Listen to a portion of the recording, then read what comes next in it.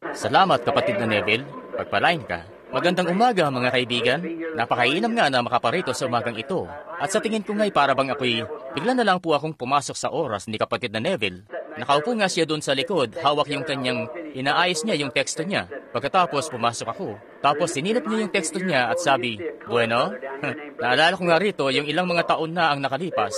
May itim na kapatid tayo rito noon. Ang pangalan ay kapatid na lalaking Smith at kapatid na babaeng Cross. Mabubuting kaibigan ko sila. At nung pumasok ako noon sa loob ng gusalit gabi noon, yung matandang lalaki po na dating may puting bigote siya, di ko lang alam kung may nakakaalala pa sa inyo sa kanya o hindi na. At nasa ibabaw siya ng entablado, alam nyo, at lahat sila doon ay magsisiawitan ng It's a Highway to Heaven. At si kapatid na Smith, nakaupo siya ng pagganito, alam nyo, at sa puntong yun, pumasok ako sa likurang pinto. May malit na batang babae noon. May pagkaitim ang balat niya. Lagi siyang naupo doon sa sulok. Ipinapalakpak-palakpak niya ang mga kamay niya. Sinasabi, "Lift him up!" Yung awit na yon, alam nyo. Nilapatan nila yon ng sarili nilang areglo, alam nyo. At doon nga sa isang sulok, may isa pa na magsasabi, sasagot doon, "Lift him up." Bueno, yun nga ang inaawit nila nung pumasok na ako sa may pinto. Inalalugdan ko talaga yung mga taong yun doon. At heto na nga si kapatid na Smith na nakaupo sa likod na medyo, alam nyo, hayat may pagkatahimik siya na tao. Sabi niya, "Tuloy po kayo, Elder. Papagpahingayin mo muna yung sombrero mo. Hindi nga, papagpahingayin mo muna yung sarili mo. Papagpahingahin mo muna yung sombrero mo." Kita nyo? "Tuloy po kayo, Elder. Papagpahingayin mo muna yung sombrero mo." Tapos tumayo na siya doon at masasabi ko na agad sa entrada ng pagsasalita niya na ako ang sasalang, kita nyo. Sabi niya, "Bueno," sabi niya, "mga anak, alam nyo," sabi niya, ako'y nakaupo doon at iniisip ko, "Panginoon, ano pong ibibigay mo sa akin para ipangusap?" Sabi, kanya ngang iniiling ang kanyang ulo. Iniiling ang kanyang ulo sa akin. "Hindi kita bibigyan ng ipapangusap." Sabi niya, "Nakita ko si Elder Branham na pumasok sa likuran doon." At sabi ko, "Ngayon, Panginoon, bigla ko nga naisip." Bueno, ako nga talagang sasalang. Kapatid na George Wright, kumusta po kayo kapatid? Pagpalain ka kapatid na Wright? Siya nga. Oh, siya nga ba? Si kapatid na Elides Perry, sabi niya ay nasa likuran. "Saan ka naroon kapatid na Elides? Matagal ko na siyang hindi nakikita." Bueno, grabe. Napakainam nga. Ngayon, magkakaroon talaga tayo rito ng isang tunay na kalugod-lugod na pagtitipon. Sina Elides Perry, George Wright, at ang iba pa sa kanila na mga matatagal na rito, na laging narito noon na halos alalain nyo na yung mga bintana dito para di magsilaglag. Hinahawakan nyo ng kamay nyo kapag malakas ang hangin. Napakainam na makita ko kayo. Si nanay, kapatid na babaeng Wright ba ay kasama nyo? Narito po ba si kapatid na babaeng Wright? Nariyan din siya sa likod? Siya nga po. Bueno, napakainam. Si kapatid na babaeng Perry, nakikita ko silang lahat ngayon. Bueno, napakainam talaga. Mainam na makaparito. Mainam talaga na makaupo sa dakong ito. Mainam na magkakasama-sama. Pinaplano ko na may pagbabata ang makabalik. May pasanin ako sa puso. Kababalik ko lang po mula Africa, gaya ng nalalaman yung lahat. At nung magpunta nga ako roon, limitado po yung visa ko at di nila tuloy ako mapayagan. Di nila ako mapahintulutan na mangaral dahil maraming tao nagkakatipon sa ganon.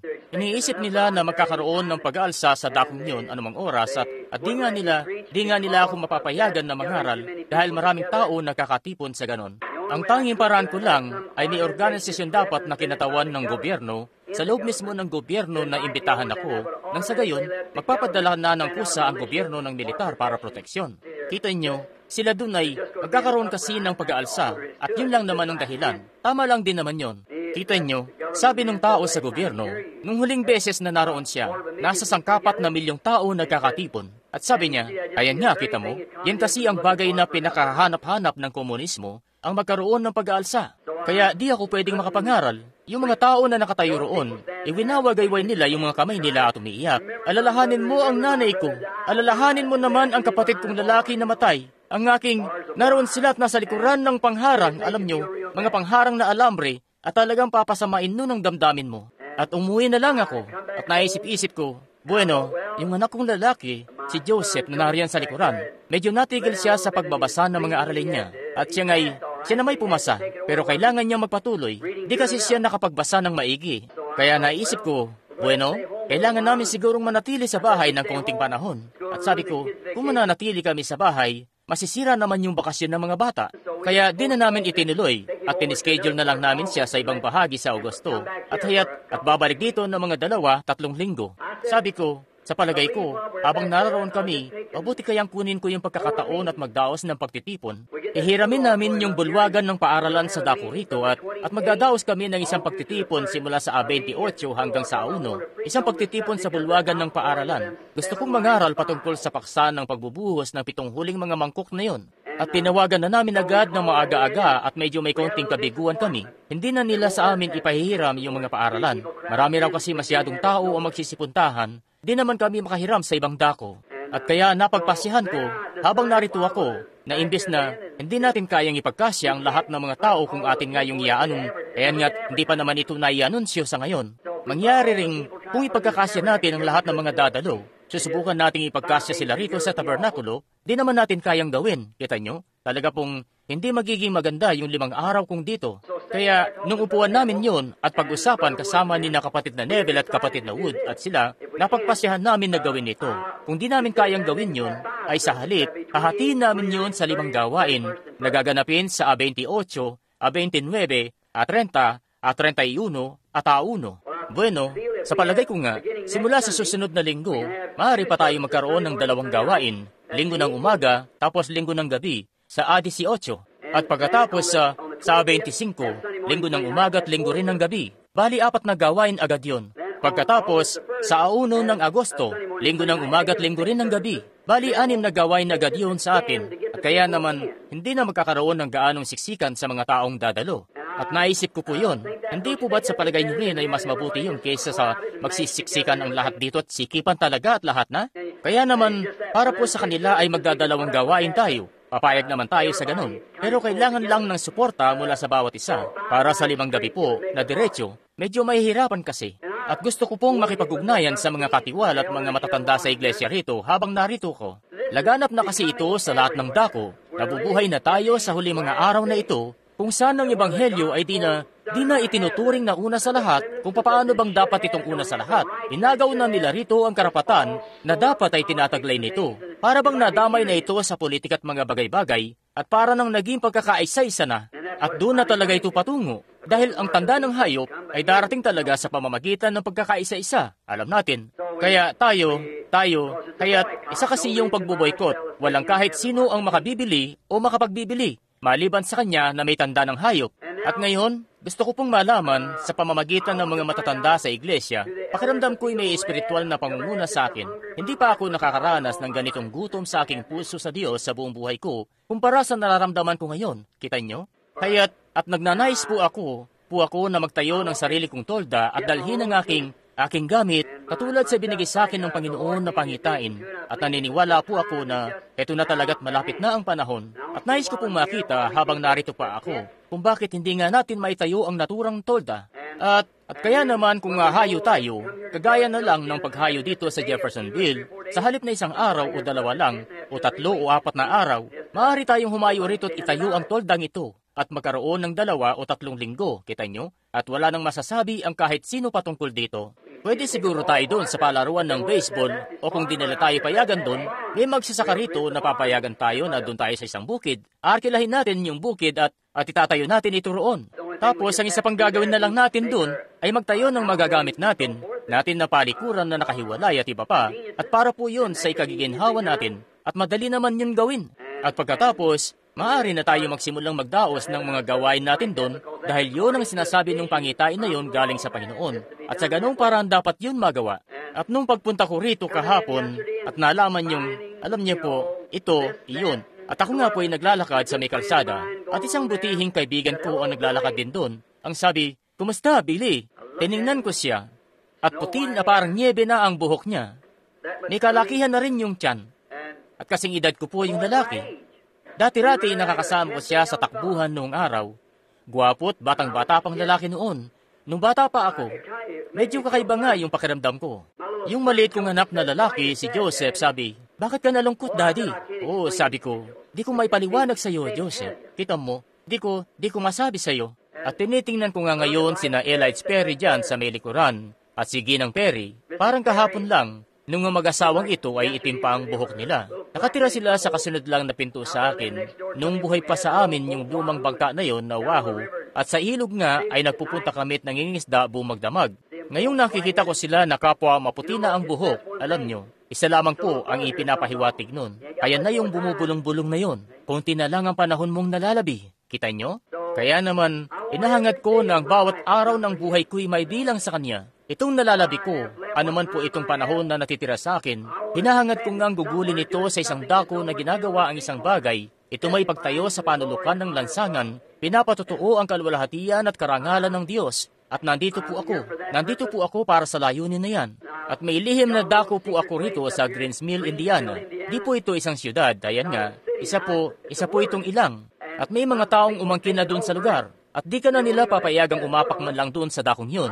Pero may kuwebang nga po ako roon na di ako mahanap ng tao kapag pumasok na ako roon. Nagpupunta ako roon kapag gabi na. At di na malalaman ng tao yung pagpasok ko roon o paglabas man. At di rin alam ng tao kung saan naroon yung kuweba at di nga siya makakapasok doon ano't anuman. At nagnanais nga akong makapunta uli sa dakong yun at makipag-usap sa Panginoon ng konting panahon dahil nararamdaman kong kinakailangan talaga. Ang may bahay ko po'y gusto niyang makapunta. Gusto niyang makapunta uli roon at makapamasyal. At sina Rebecca at Sarah at sila kasama ang kanilang mga kaibigan. At kami nga'y nakabalik na rito para sa susunod na 3 linggo at kung iloob ng Panginoon. At sa palagay ko po, imbis na subukan nating pagkasyahin ang lahat ng mga tao rito ng sama-sama para makadalo sila sa mga pagtitipon dito sa tabernakulo, kayan po't ang dako na ito ay pagmimay-ari natin, pagmimay-ari ng Panginoon na ibinigay sa atin. At di aircon po rito. Gusto ko pong magdaos ng gawain sa linggo ng umaga, gawain sa linggo ng gabi. Kapag ganun po ay ang mga tao ay makakauwi na sa kanilang lugar at pagkatapos maghihintay na lang sa susunod na linggo.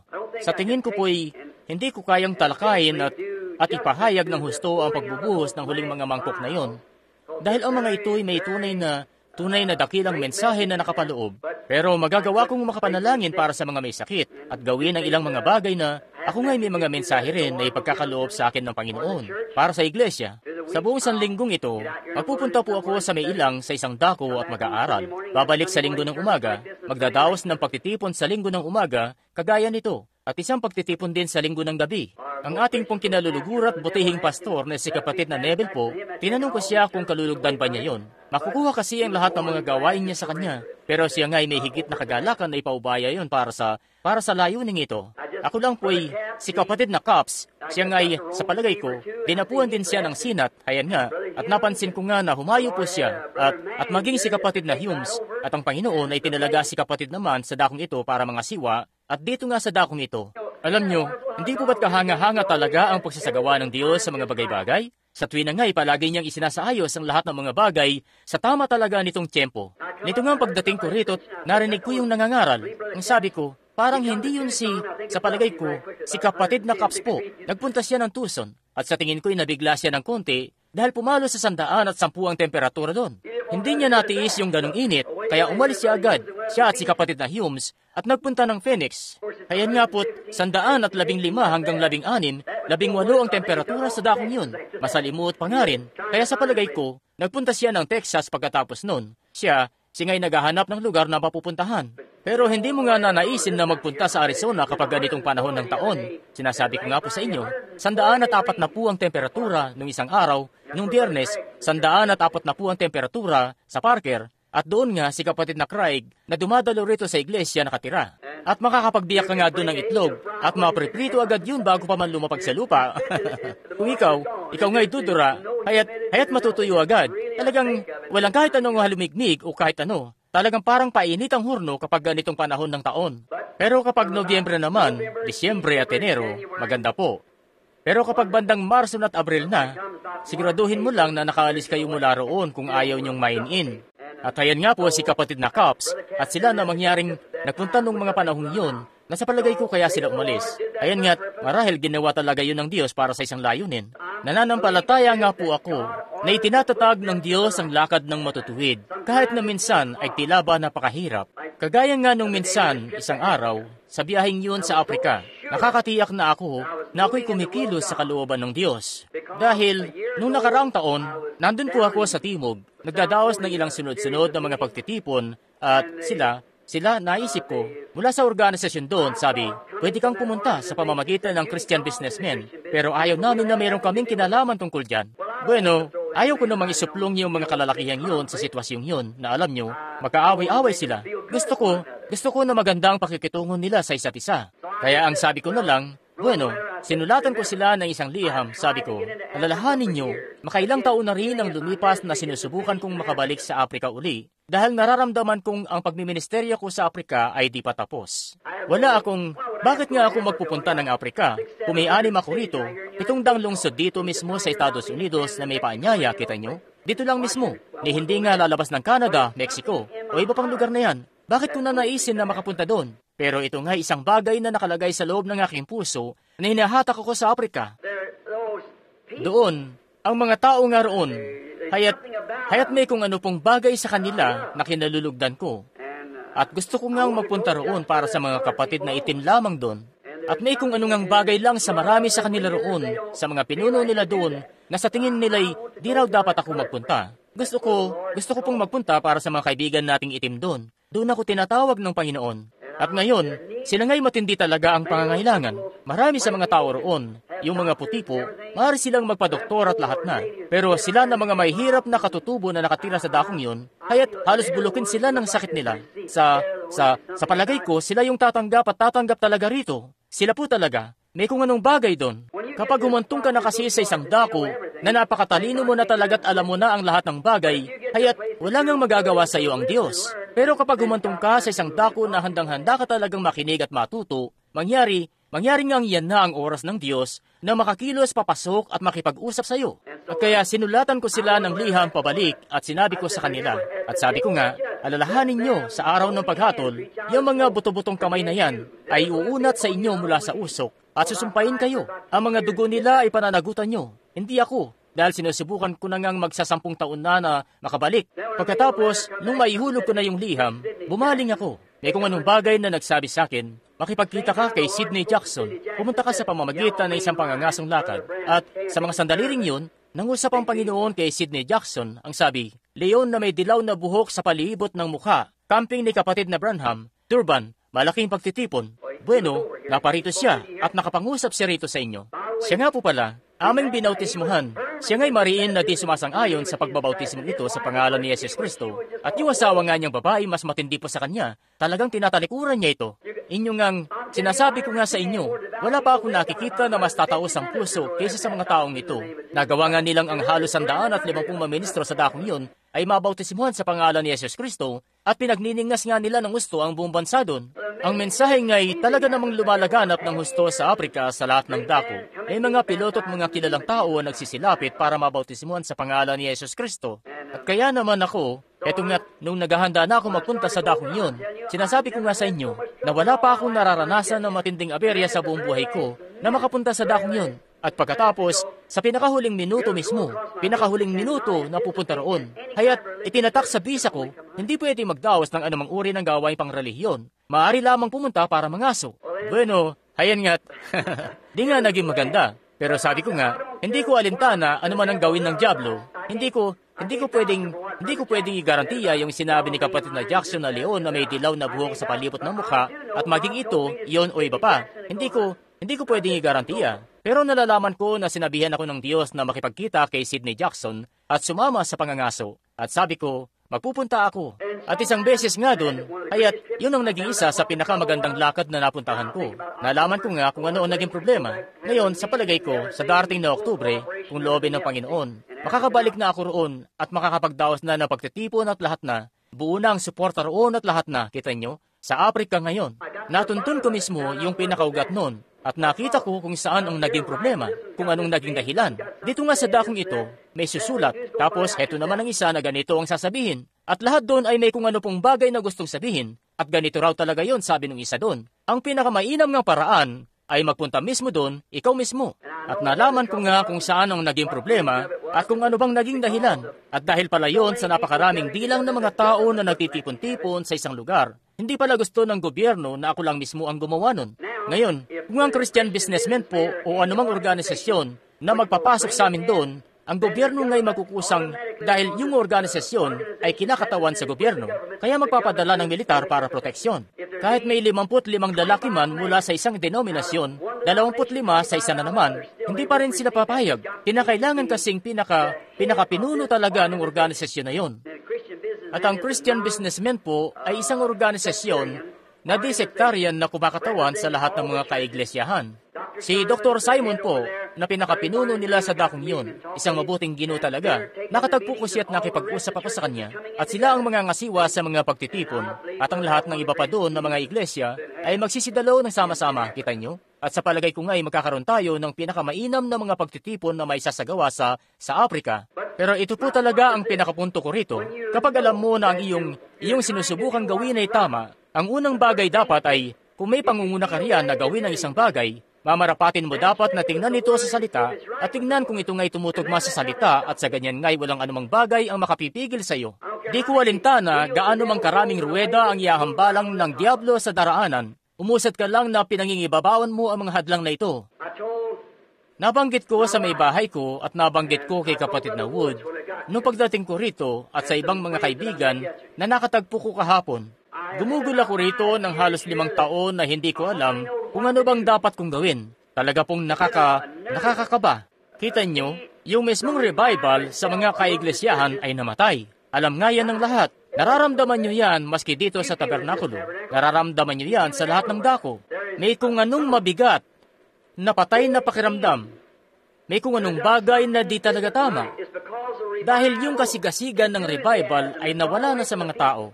Libutin nyo yung mga kaiglesiyahan. Makikita nyo ang mga tao roon na nakaupo lang. At yung pastor ay di siya magkandaw-gaga kung ano bang mensahe ang dapat niyang ipangaral at iba pang ibang bagay. At malalaman nyo na lang, ibinaling na lang niya yun na magdaos na lang sila ng kung anong kasiyahan o ano ba. Talagang halos patay na kabigatan lang sa lahat ng dako. Si Billy Graham, napapansin niya ito. Si Oral Roberts, si Ginoong Allen po ay may kung anong pinagdadaan ng problema gaya ng nalalaman nyo. Si Oral Roberts naman ay may $50 milyong na mga gusali at kung ano pa sa isang dako. May eskwelahan siya. At bueno, hayan nga't walang sino man ang umahayo sa labas ngayon. Ako nga'y umalis dito sa isang pangitain para magpunta sa ibayo ng Tucson para makita kung anong nais ng Panginoon na gawin ko. Sa ibayong yun ay kinatagpo niya ako gaya ng pagkakasabi niya rito sa inyo na gagawin niya ito at sa anyo ng 7 mga anghel at sinabi na bumalik at ang 7 mga tatak ay bubuksan. Ganon mismo ang nangyari.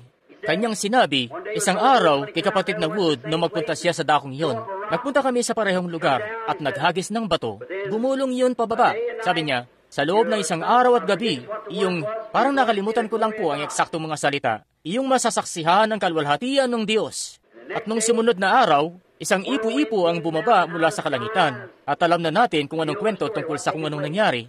Nung pumailan lang yun, tinanong nila kung ano yun. Sabi ko, may sinabi ito na 3 salita sa 3 malalakas na pagsabog. Yung pagsabog lang kasi ang narinig ng mga kalalakihan. Naintindihan ko kung anong sabi nun.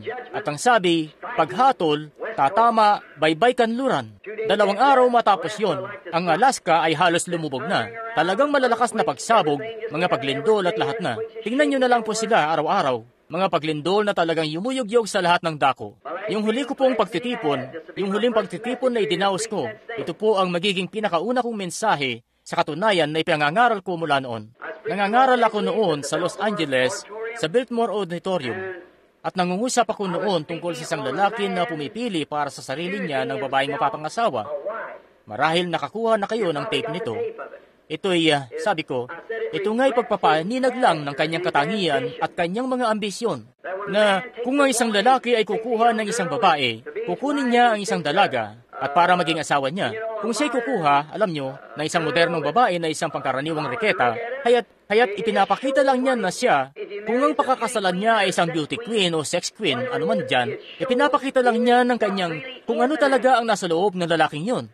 Pero, ang isa po kasing Kristiyano, siya nga'y tumitingin sa katangian, sa kaibuturan ng isang babae. Dahil siya'y nagplaplano ng tahanan sa hinaharap kasama ang babaeng ito. Ang plano niya, siya'y kukuha ng isang may kakayahang mag-asikaso ng tahanan. At sabi ko, kung ganoon si Kristo, ayon sa kanyang salita rito, sinasabi sa atin dito kung ano ang magiging itsura ng tahanan natin sa hinaharap. Kaya anong klaseng babaeng mapapangasawa ang pipiliin niya kung ganoon? Isa kayang makadenominasyon na patutot? Hindi. Pipili siya ng isang babae na inilalarawan ng kanyang salita. At yon ang magiging nobya. At nung naroon nga ako, bigla na lang may isang bagay na dumating sa akin. At wala na akong kamalay-malay sa loob ng 30 minuto. May dumating na propesiya. Unang bagay na naalala ko, si kapatid na Mosley at si Billy, naroon ako sa kalsada at naglalakad. At ang sabi nun, ikaw, Capernaum, nang pakilala sa sarili sa pangalan ng mga anghel. Ang Los Angeles nga ito, siyudad ng mga anghel, kita nyo, mga anghel, na nagpakataas hanggang sa langit, ay ibababa hanggang sa impyerno, sapagkat kung ginawa sana ang makapangyarihang mga gawa na ito sa Sodoma na ginawa sa inyo, malaong disinsanay na natili siya hanggang sa araw na ito. At naganap ang mga iyon na walang kamalay-malay ako, kita nyo? At marugdog nga akong nagbibigay ng tagubilin tungkol kay Kristo, itinataas siya at sinasabihan ng iglesia. Sabi ko, kayo na mga kababaihan, kahit anong pursige ko na dumulog sa inyo o mangaral sa inyo laban sa mga bagay na ito, at kayo man na kalalakihan, mga ngaral, ay patuloy pa rin kayo na nanglilin lang. Yun at yun pa rin ang pinaggagawa nyo. Tinatakpan nyo lang ito na para bang walang kabuluhan ng salita ng Diyos. At nung magkamalay na ako tungkol doon, minabuti ko ang sabi ko, may kasulatan para doon kung saan. At tiningnan ko at nakita kong si Jesus yun, na sinasaway ang Capernaum na nasa baybay dagat. Nang gabing yun, tiningnan ko ang mga kasulatan. Umuwi ako. Kumuha ako ng aklat ng kasaysayan. At ang Sodoma at Gomora ay dati palang namamayagpag na siyudad, ang pinakapunong himpilan ng daigdig ng hentil. At alam nyo ba, yung siyudad na yun, dahil sa isang lindol ay lumubog sa ilalim ng dagat na patay. At tumayo si Jesus at ang sabi, Capernaum, kung ginawa lang sa Sodoma ang mga bagay na ginawa sa inyo, malaon nga na nananatili pa rin siya hanggang ngayon. Pero ngayon, kayo nga'y dapat ibaba sa impyerno. At pagkatapos ng halos 200 o 300 na taon nung sambitin ng propesiya niyang ito sa lahat ng mga pamayanan sa tabi ng dagat, lahat sila'y nakatayo pa rin mapasa hanggang ngayon, maliban sa Capernaum. At ito nga'y nakalubog na sa ilalim ng dagat, isang lindol ang nagpalubog doon sa dagat. At pagkatapos, heto ang propesiya. Ang Los Angeles ay papailalim sa ilalim ng dagat. At umuwi ako at nagpunta na noon ng Afrika. At habang nasa Afrika ako, nagkaroon sila ng lindol. At ang mga siyentipiko, nasaksihan nyo naman yon. Nasa pagsasayang papawid na balita po yon na may ilang malalakit magagarang bahay ang nagsipagtumbahan sa Los Angeles at isang motel at iba pa. At ngayon, mayroon mula nang mangyari yung lindol na yon, nagkaroon ng 2 o 3 pulgadang lamat na gumuhit sa lupa mula Alaska, paikot hanggang doon sa mga isla ng Aleutian, nasa halos 150 o 200 milya ang inabot sa mismong dagat hanggang makarating sa San Diego. Abot hanggang sa California o Los Angeles at umabot din hanggang sa ibaba lamang ng hilaga ng California roon. Sa isang maliit na lugar doon na kung tawagin ay San Jose, sa ibaba lang nun. At ito ngang siyentipiko ay sinasabi niya, kaya't nasa isang panayam siya, inaantabayanan namin sa television. At sabi niya, sa ilalim noon ay may kumukulong mainit na putik. At sinabi niya ito, sinabi niya na may bahagi doon nakakalas. At sabi, at mangyayari talaga. At yung yung lalaki, kinakapanayam kasi nung isang siyentipiko, yung punong siyentipiko ito, sabi sa kanya, sabi, bueno, ibig sabihin ba noon pwedeng lumubog yung lahat? Sabi niya, pwedeng lumubog? Lulubog talaga. Sabi, bueno, siyempre, aabutin pa ito ng maraming taon mula ngayon. Sabi niya, pwede na nga lumubog yon sa loob lang ng 5 minuto ngayon, o pwede rin sa loob ng 5 taon mula ngayon. Pagtataya niya lang yung 5 taon. Pero kung paanong tiyak na nakatayo talaga ako roon sa ilalim ng inspirasyon, na ibababa ang hatol na yon sa West Coast, at pagkatapos nun, susunod na itong paglubog ng Los Angeles, siya nga'y mawawala na. Tama, mangyayari yon. Kailan? Hindi ko po alam. Pero, anong nangyari? Alam nyo, 6 na lang ang kontinente natin ngayon. May 7 tayo dati. Yung isang iyon sa pagitan ng Afrika at Estados Unidos na lumubog. Nasa kasaysayan nga ito. Alam niyo po ito. Ngayon, kung yun nga'y lumubog, gusto kong matyagan nyo kapag isa nga itong pangangaral na naipangaral ko na noon nung sa palagay ko si kapatid ni Eli Perry dito ay diakano pa noon dito sa simbahan nung panahon na yon. Kung tama po ang pagkakalala ko. Pero ang sabi nga noon, darating ang panahon, hindi ko nga yung naalala hanggang sa dalhin sa akin ni Ginang Simpson yung pangangaral na yon nung isang araw. At naisulat ko yon sa isang maliit na kwaderno, na ang disyerto, na ang karagatan na itatangis papunta sa disyerto, 30 taon na po nakararaan yan. At siya nga naman, ang dagat Salton ay nasa 200 talampakan na mas mababa kaysa sa level ng dagat. At kung yung malaking pagkulunon ng lupa ay nilalamon na ng kagaya noon, sasakop na daang kwadrado milya, daang kwadrado milya na pumapailalim sa ilalim ng lupa, pihado nga aabot yung dambuhalang daluyong noon hanggang sa Arizona. Tunay, ganun nga ang mangyayari. Oh, nasa huling panahon na talaga tayo.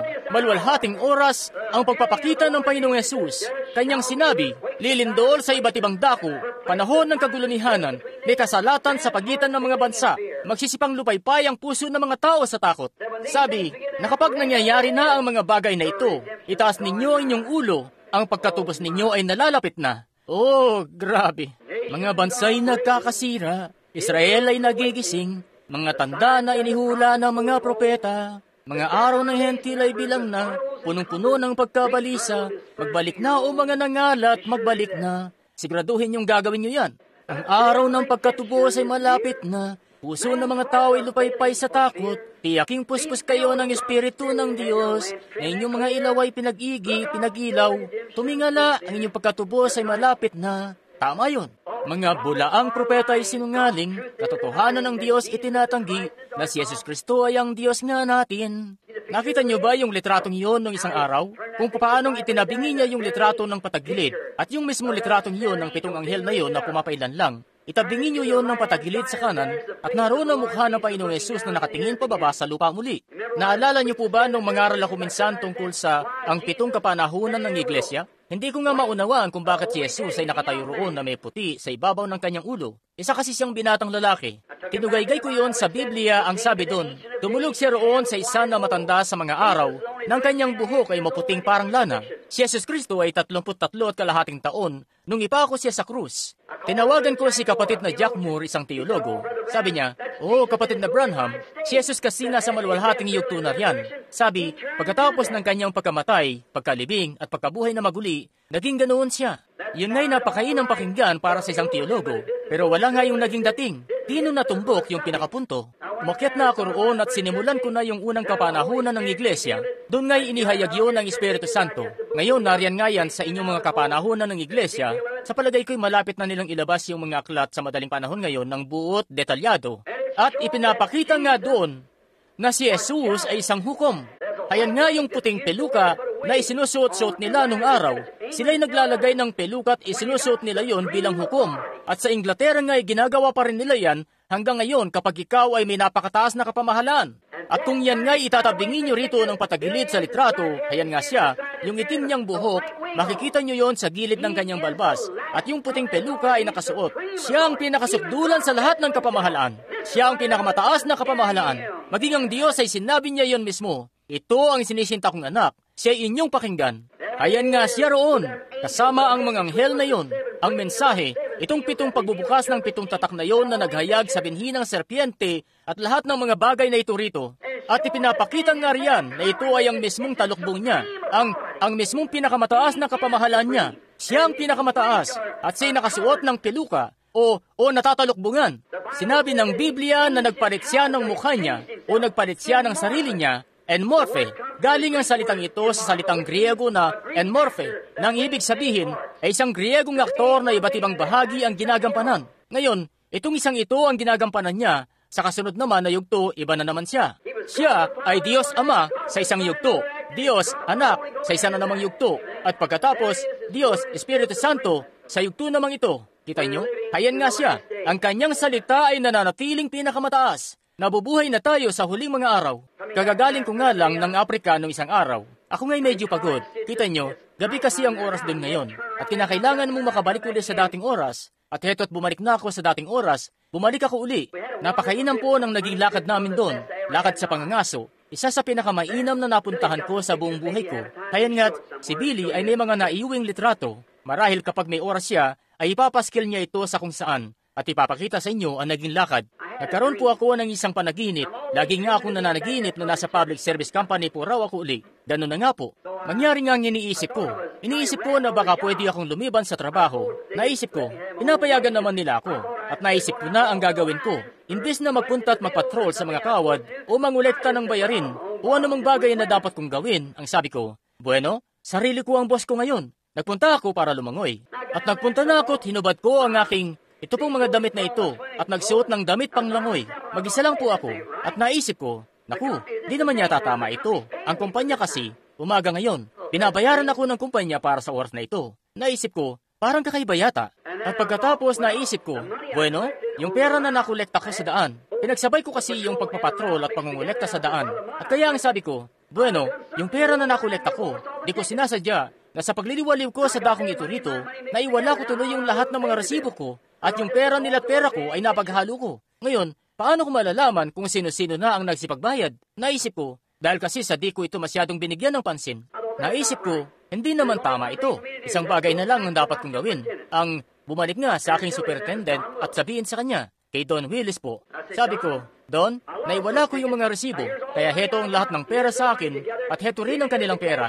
Nagkahalo, iiwanan ko na lang sa tagatanggap ng bayad at yung mga tao, kapag magpupunta sila rito, may resibo nga silang may papakita na natanggap ko na ang bayad nila. Marahil, may mga taong nakaupo rito ngayon na aking sa palagay ko'y meron po, na kinukolektahan ko dati nung araw at akin silang binibigyan ng resibo. Alam nyo, nasa 10% lang ang multa kung ipagpapaliban mo ang bayarin mo. At siguro, nasa $1 yun at kalahati. Marahil sobra lang ng mga 15 sentimos. At marami sa mga tao na nakatira, napapasarap nga kami sa pagkikita at pakipagkwentuhan at pinagpapaliban nila yung bayarin nila. At kaya makipag-usap uli ako sa kanila sa susunod. Magmumulta lang ng 15 sentimos, alam nyo. Upo doon at makipag-usap ng konti at kukolektahin na ang bayarin nila. Kaya naipon lang ng naipon at napakarami ko na tuloy bayaring hindi ko nakokolekta. Bueno, naisip ko na yun lang ang paraan na magagawa ko doon. At pagkatapos, nagising na ako. Doon po sa lugar kung saan kami nakatira, si kapatid na babaeng Larson po, sa palagay ko'y wala siya rito ngayon. Siya nga'y naging napakabuti sa amin at di niya gustong sabihin ko yon. Pero siya po isang kalugod-lugod na ginang at doon po kami nangungupahan sa mga patuluyan niya. May 2 apartment siya, 2 maliit na apartment na magkatabi. Pareho naming nirerentahan yung 2. At ang may bahay ko tako ay natutulog nga noon sa kabilang apartment kung saan doon ko pinapatuloy ang mga bisita kapag kaya ko. At may 2 pangdalawahang mga kama roon. Nagising po ako. Hindi pagising ang may bahay ko noon. At pagkatapos ng ilang sandali, nagising na siya. At sininyasan ko siya. At tumingin siya sa akin at ipinikit-pikit ang kanyang mga mata ng ilang beses. Sabi ko, nakatulog ka ba ng maigi? Sabi niya, hindi. Tapos sabi ko, nakapanaginip ako ng di ka nais-nais na panaginip. Nasa public service company raw uli ako. Sabi ko, ano itong nagawa ko? Naalala ko, nung maliit na batang paslit pa lang ako, o binata na noon, pinapatrulan ko yung lahat ng mga kawat na yon sa Salem, Indiana. Iba't ibang papasok ako, bibili ng almusal, marahil isang mangkok ng oats, yung init ng araw at lahat na, at talagang sumasama ang pakiramdam ko na di ako makakain ng almusal maigi. Magbabayad ako ng 10 sentimos na kukunin ko galing doon sa mga barya ko. Darating yung superintendent at sasabihin, alam mo ba kung anong sinabi nila sa pagpupulong? Sino yung di man lang nag-iisip na yon na nagbalik ng resibo sa kumpanya na sa 10 sentimos lang para sa almusal? Sabi, ang dapat mo kasing ibalik na resibo sa kumpanya ay nasa 50 sentimos. Ngayon, alam nyo ngang lahat, ng 50 sentimos ay malaking almusal na nung araw. At sabi ko, bueno, hindi naman ako malakas kumain. Sabi niya, bueno, ang iba kasi sa kanila ay 50 sentimos ang ibinabalik nilang resibo. Kaya dapat 50 sentimos din ang ibalik mong resibo. Sabi ko, bueno, di ko naman mapapakinabangan. Sabi, basta't magbalik ka lang ng ganong resibo na lang. Ang superintendent ko na mismo ang nagsasabi. Bueno, sa isip-isip ko, bueno, ano pa nga bang magagawa ko? 50 sentimos ang dapat kong ibalik na resibo. Tapos 10 sentimos lang naman ang nakakain ko. Kaya nagpupunta na lang ako sa kalsada at ibinibigay ko sa mga bata roon na hindi pa nag-almusal at bibigyan sila ng almusal na 40 sentimos ang halaga. Kaya biglang naisip ko, bueno, baka yun ang pinapanagot niya sa akin. At naalala ko, dito di pa katagalan, dumating sila sakay-sakay ng patrol. Winarak nila yung likurang bakuran ko roon at ang sabi, ipadala mo na lang yung dapat naming bayaran. Alam nyo, may karapatan nga sila bilang nagpapatrol. Pero kailangan pa rin nilang bayaran yung mga nasira nila. Pero sinulatan ko sila tang sabi ko, hindi nyo na ako kailangang bayaran. Naisip ko, yun na yung bayad sa mga tig 40 sentimos ko noon. Marahil, nasa 20 o 30 dolyar ang nagasta ko noon na binibigay ko sa mga bata. Siguro'y sapat na yon. Lagi akong nananaginip ng ganoon. Pagkatapos, hayan nga't may malaking puno ako roon na naglalaro sa lilim noon ang mga bata at yung patrol. Ngayon, nakasakay na sa helicopter yung nagpapatrol. At eto na nga't papalapit siya at ang sabi, Billy, ano kaya kung putulin na lang yung puno na yan? Sabi ko, wag niyong putulin. Tatabasan lang namin ito. Sabi ko, tatabasan naman ito ni kapatid na Wood at ako. Sabi, bueno, magpapapunta ako rito ng tao at tatabasan yan. Sabi ko, naku, wag mong putulin. Sabi niya, hindi ko puputulin. May pinuntahan akong lakad. Nung pagbalik ko, putol na yung punot na katumba na sa lupa. Kaya may karapatan na ako magdemanda, kita nyo? Sabi ko, bueno, Panginoon, Magiging maayos na ang lahat dahil dito. Alam ko, kaya di ko na lang itinuloy. Ayos lang naman yon. Pinalampas ko na lang. Bueno, napapanaginipan ko pa rin. Nung bumangon na ako nung sumunod na umaga, sabi ko, bueno, ang unang-unang bagay na gagawin namin sa umaga pagkagising ay mananalangin ng sama-sama. Tapos mananalangin din kapag matutulog na kami sa gabi. At pagkatapos, nung kumilos na ang may bahay ko para ihanda ang almusal ng mga bata, minabuti kong manalangin. Sabi ko, Panginoon, napakasama kong tao. Ano itong nagawa ko sa buhay ko na hindi ako makaalis-alis mula sa public service company? Kumilos na ako't naligo na at natapos na. At para bang may kung anong bagay na tila nagsasalita sa akin. Marahil sa kanyang trabaho ako nagpapatamlay-tamlay sa isip-isip ko.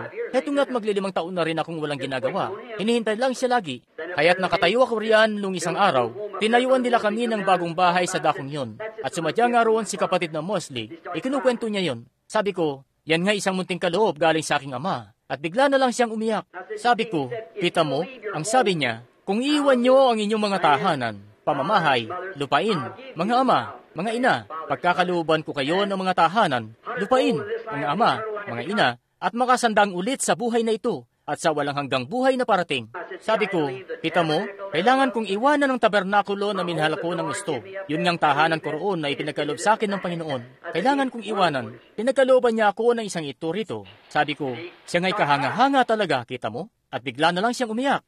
Bueno, sabi ko, pinakailangan kong pumunta sa dakong ito rito at ihiwalay ang aking sarili, magpunta sa ilang. At sa isip-isip ko, bakit kaya dinadala ako ng Diyos sa ilang? Dito sa dakong ito na wala namang narito, kundi mga lakdan at mga bayawak na gila. Hindi lang po basta ilang, dahil sa mainit doon, pero maging sa espiritual ay ilang din.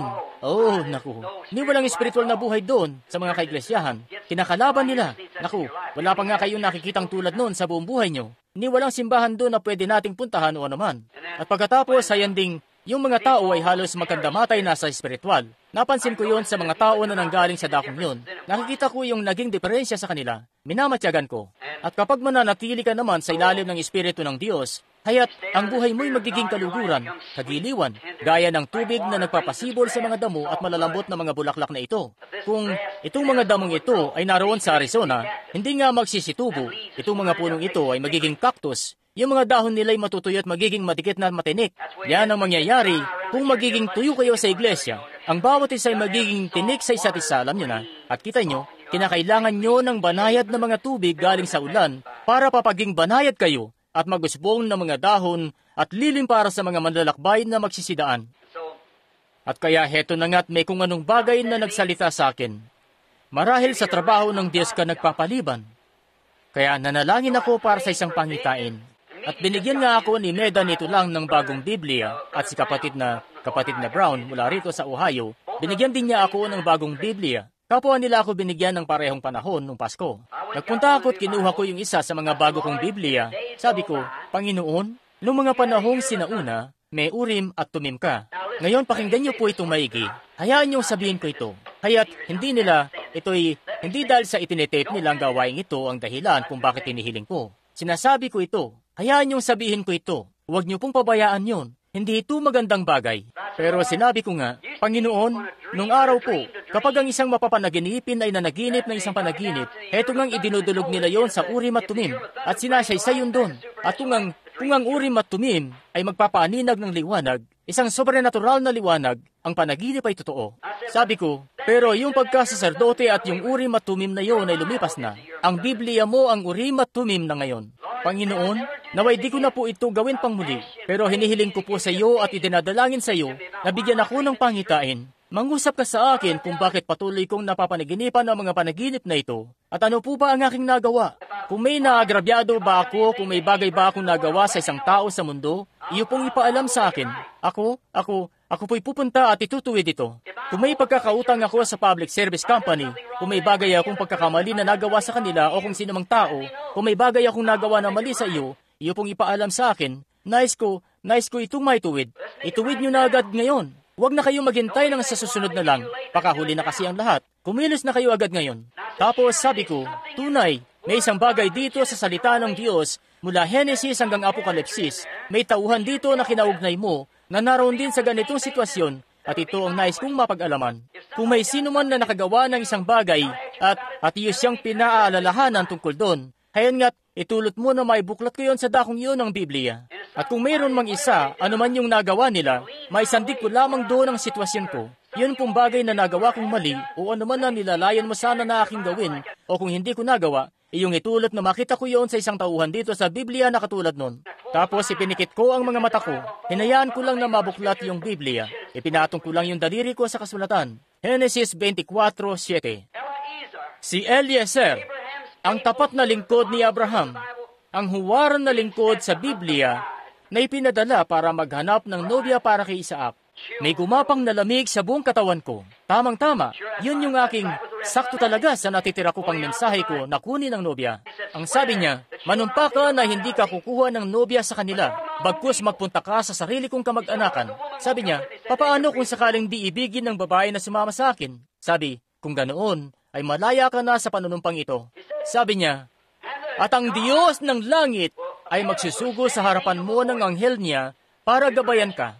Siya nga'y naglakbay at nagsimulang manalangin at nakatagpo niya ang magandang si Rebecca na naging nobya ni Isaac. Sadyang ang eksaktong mensahe na tumutugay-gay doon sa salita. Pumayok at kunin ang nobya. Isa yung tungkulin. Yan ang dahilan kung kaya't narito ako.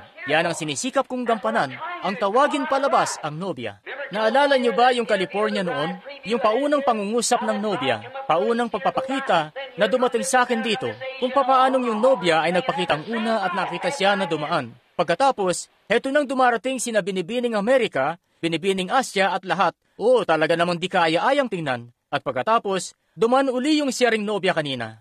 Yung isa sa kanila ay nalihis ng hakbang at sinusubukan kong pabalikin siya ng hakbang. Dalawa po sa kanila. Ayan nga. At yun nga ang dapat kong gawin. Panatilihin ang nobya sa tamang paghakbang. Hanapin ang tao na yon. Sabi ko, Diyos, ako po'y uuwi uli. Ipapanauli ko ang aking mga panata uli at magsisimula uli ng panibago. Kaya yan nga ang pinaplano nating gawin. Yan ang dahilan at napunta ako rito. Sa palagay ko, mainam nga kung gagawin na natin ito. Simula sa 18, sa susunod na linggo, susunod na linggo ng umaga, susunod na linggo ng gabi, susunod na linggo, at yung kasunod na linggo. Ilan po rito ang sa palagay nila'y mainam na bagay yon? Salamat po. Ngayon gusto ko pong gawin nyo ang isang bagay sa akin. Kung may nasabihan na kayong mga tao na magkakaroon ng pagtitipon sa A28, maaari nyo po bang sabihan uli sila na hindi natin magagawa yon? Sabihin, sulatan nyo sila ng liham o kung ano pa. Hindi natin gusto na magpupunta yung mga tao at madidismaya lang sila dahil di nga natin maarkila yung bulwagan. Kita nyo, hindi talaga natin maarkila. At ayan nga rin po na nung huling pagtitipon ay napakarami natin doon at lahat na. Naisip tuloy nila. Alam niyo naman po ang ibang mga tao at sila, bueno, sadyang nabubuhay na talaga tayo sa huling mga araw. Yun nga yun. At sinasabi-sabi nila na yung mga nagsidalo ay nagpunta doon at naabalan nila ang eskwelahan. At sila nga'y napakaaga doon at ginagawa raw nila ito o iyon o kung ano-ano pa. At yung lugar daw ay punong-puno ng mga tao at kesyo ganito at ganoon ang ibinilin ng bumberong tagapangasiwa. At bueno, alam nyo, haya't ating ilalahad ng maayos ang mga mangkok na yan at mga trompetang yan. Nais ko pong isaayos sila sa tama nilang pagkakaposisyon. Sinabi ko na sa inyo dati na gagawin ko. Iba't ibang paksa ang mga ito. Ang mga mangkok ay isang paksa, maging ang pagtunog ng trompeta. Pero gusto nga natin na tugagayin ang buong kabuuan nito ng duktong-duktong at ilahad ito at pagduktong-duktungin. Ilan na po ang nakabasa nung alinman sa mga ginagawa ni kapatid na Vale na sinusulat yun uli at isinasaayos yun at inaayos ang pagbabaybay ng mga pangungusap noon para sa akin. May nabasa na ba kayo maski isa doon? May 2 o 3 nga sa inyo. Sa palagay ko, napakahusay ng trabaho mo, kapatid na Vale. Talagang napakahusay na trabaho. Iyong, sa tingin ko, si kapatid na babaeng Vale pa nga ang tumatrabaho noon. At iyo lang isinusulat yon. Siya ngay, kita nyo, hindi naman talaga ako laging laban sa mga kababaihan, di po ba, kapatid na babaeng Vale? Kaya ngayon po ay atin ng sa susunod na 15 o 20 minuto, magbasa tayo ng isang kasulatan dito. At may dala po ako rito ng munting kwaderno. Nabanggit ko sa palagay ko kay kapatid na Vale po o sino po uli yun o sa palagay ko kay Roy Borders. Binigay sa akin ni kapatid na Vale ang kwadernong ito. Gusto ko pong sulat-sulatan nito ng konting mga tala. Pero kung may titingin nga rito sa sinasabi kong mga tala ko, katulad na lang na kung gusto kong mangaral patungkol sa tala sa umaga, guguhit ako rito ng bituin. At kung gusto ko namang mangaral patungkol sa, isinusulat ko yung lahat ng yun dito ng pasimbolo. Guhit-guhit dito na walang kahit sino makakaintindi kung ano ba ito. Habang nasa biyahe kasi ako, at kapag may naisip akong isang bagay, ang ginagawa ko, kapag nasa biyahe ako't nakasasakyan, minsan ay tumatalabog po kasi ang kotse ng taas-baba. At itatala ko rito yung isang ito at sasabihin yung ganito at ganoon. At guguhit dito ng kung anong maliliit na simbolo, at krus at mga tulay, at lahat ng kung ano-ano. Kagaya na lang ng halimbaway, gusto kong mangaral tungkol sa pagbaba ng bituin. At maglalagay ako rito ng piramide. Iguguhit ko yun dito at lalagyan ko ng bituin ni David na may 5 dulo na pababa roon. At alam ko na agad kung saan ako dadalhin noon sa kasulatan sa paraan na yon. At si Moises, isang bagay na ginawa niya. Maglalagay lang ako rito ng para mga tarkitrak gaya nun. May ilan pong isinulat ako rito at naisip ko, nitong umaga, doon po nung naisipan ko na mangungusap ako patungkol sa paksang ito rito ng ilang minuto, sa isang tala, siguro po iabutin ako ng 20 minuto. At hayan nga't, hindi ko kukunin ang oras ni kapatid na Neville para sa gawain ito ngayong gabi. Ako po'y mamamahinga sa gabing ito, makikinig sa kanya. At pagkatapos, kung loobin ng Panginoon, sa susunod na linggo ng umaga, sisimulan na natin ang gawain. At lahat po kayo'y tumulong sa akin at manalangin po, dahil narito po talaga sa puso ko na sikaping, sabi kasi nila, bueno, pwede naman tayong magpunta ng Louisville o pwede rin tayong magpunta sa New Albany. Pero ang pagtitipong ito ay para talaga sa Jeffersonville. Magpupunta po ako sa Louisville at New Albany sa aling mapagkakataon. Pero ito po'y para talaga sa Jeffersonville. Ngayon, iyuko na po natin ang ating mga ulo pansumandali habang ako po'y nangungusap na sa inyo rito ng halos magta-30 minuto na. Tayo mangusap lamang po sa kanya ng ilang sandali.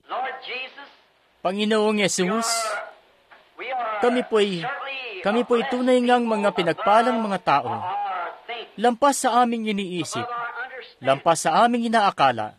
Mangyari pong kung mayroong maharlikang tao sa kalagitnaan namin na katulad na lang na isang personalidad mula sa ibang bansa o isang diplomata na may tuturing, isipin po namin na isang malaking karangalan yun na may taong maharlika sa kalagitnaan namin. Pero ngayon, ang nasa gitna po namin ay ang Diyos ng langit. At di lang basta nasa gitna namin, kaya't nasa loob namin. Narito sa loob, ipinamumuhay ang kanyang buhay sa pamamagitan namin. At kami nga'y abot-abot ang pasasalamat dahil dito, Panginoon. Lampas po talaga ito sa abot ng aming inaakala. Siya nga. Subalit ngayon po, na pinag-uusapan namin ang tungkol sa mga gawaing yon at pagpunta sa Afrika at mga bagay-bagay na sinusubukan namin paghandaan sa mga ilang araw na rin ito sa dakong ito ng Indiana. At marahil, may dahilan o kung ano, Panginoon. Marahil, ikaw po ang nagbubunsod sa amin sa toldang yon para tuparin ang pangitain na yon. Kaya naman, mangyari nawa ang kalooban mo. Ipinagkakatiwala namin ito sa parang ito sa abot na aming pagkaunawa.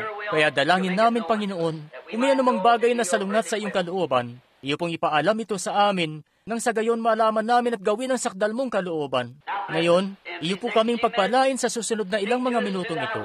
Ika'y mangusap sa amin sa pamamagitan ng iyo pong salita, Panginoon, dahil ang salita mo ay katotohanan. Inihiling po namin ito sa pangalan ni Jesus. Amen. Bumuklat po tayo sa Biblia sa Marcos, 8 kabanata. Anong oras kayo kadalasang nagpapalabas? 12 ba? Sige. Ngayon isa lamang pong maiksing mensahe rito na aking ipangungusap sa inyo patungkol sa salita. Matapos kong ipatutuo ang tungkol doon at iba pa. Marcos, sa 8 kabanata, at simulan po natin sa banda rito, sa 34 na talata hanggang sa 38. Tutugaygay tayo sa 38 hanggang sa dulo ng kabanata. Nais kong basahin ang sinabi niya rito, dahil alam kong totoo po ito. Ngayon at pinalapit niya sa kanya ang karamihan, pati ang kanyang mga alagad, at sa kanila'y sinabi, kung sino mang tao ay ibig sumunod sa akin, ay tumanggi sa kanyang sarili, at pasanin ang kanyang krus, at sumunod sa akin. Sapagkat ang sino mang mag-ibig iligtas ang kanyang buhay ay mawawalan nito. Sino mang mawalan ng kanyang buhay dahil sa akin at sa Ebanghelyo, ay may liligtas yaon. Sapagkat ano ang mapapakinabang ng tao na makamta ng buong sanglibutan at mapapahamak ang kanyang buhay?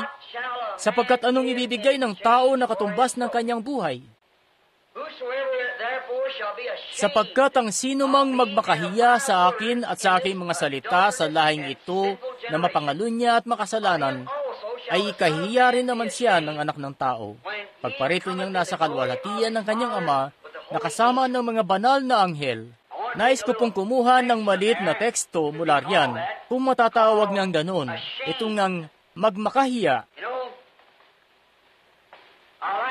Alam nyo, gusto ko po yan. Sino mang magmakahiya sa akin at sa aking mga salita, akin siyang ikahihiya.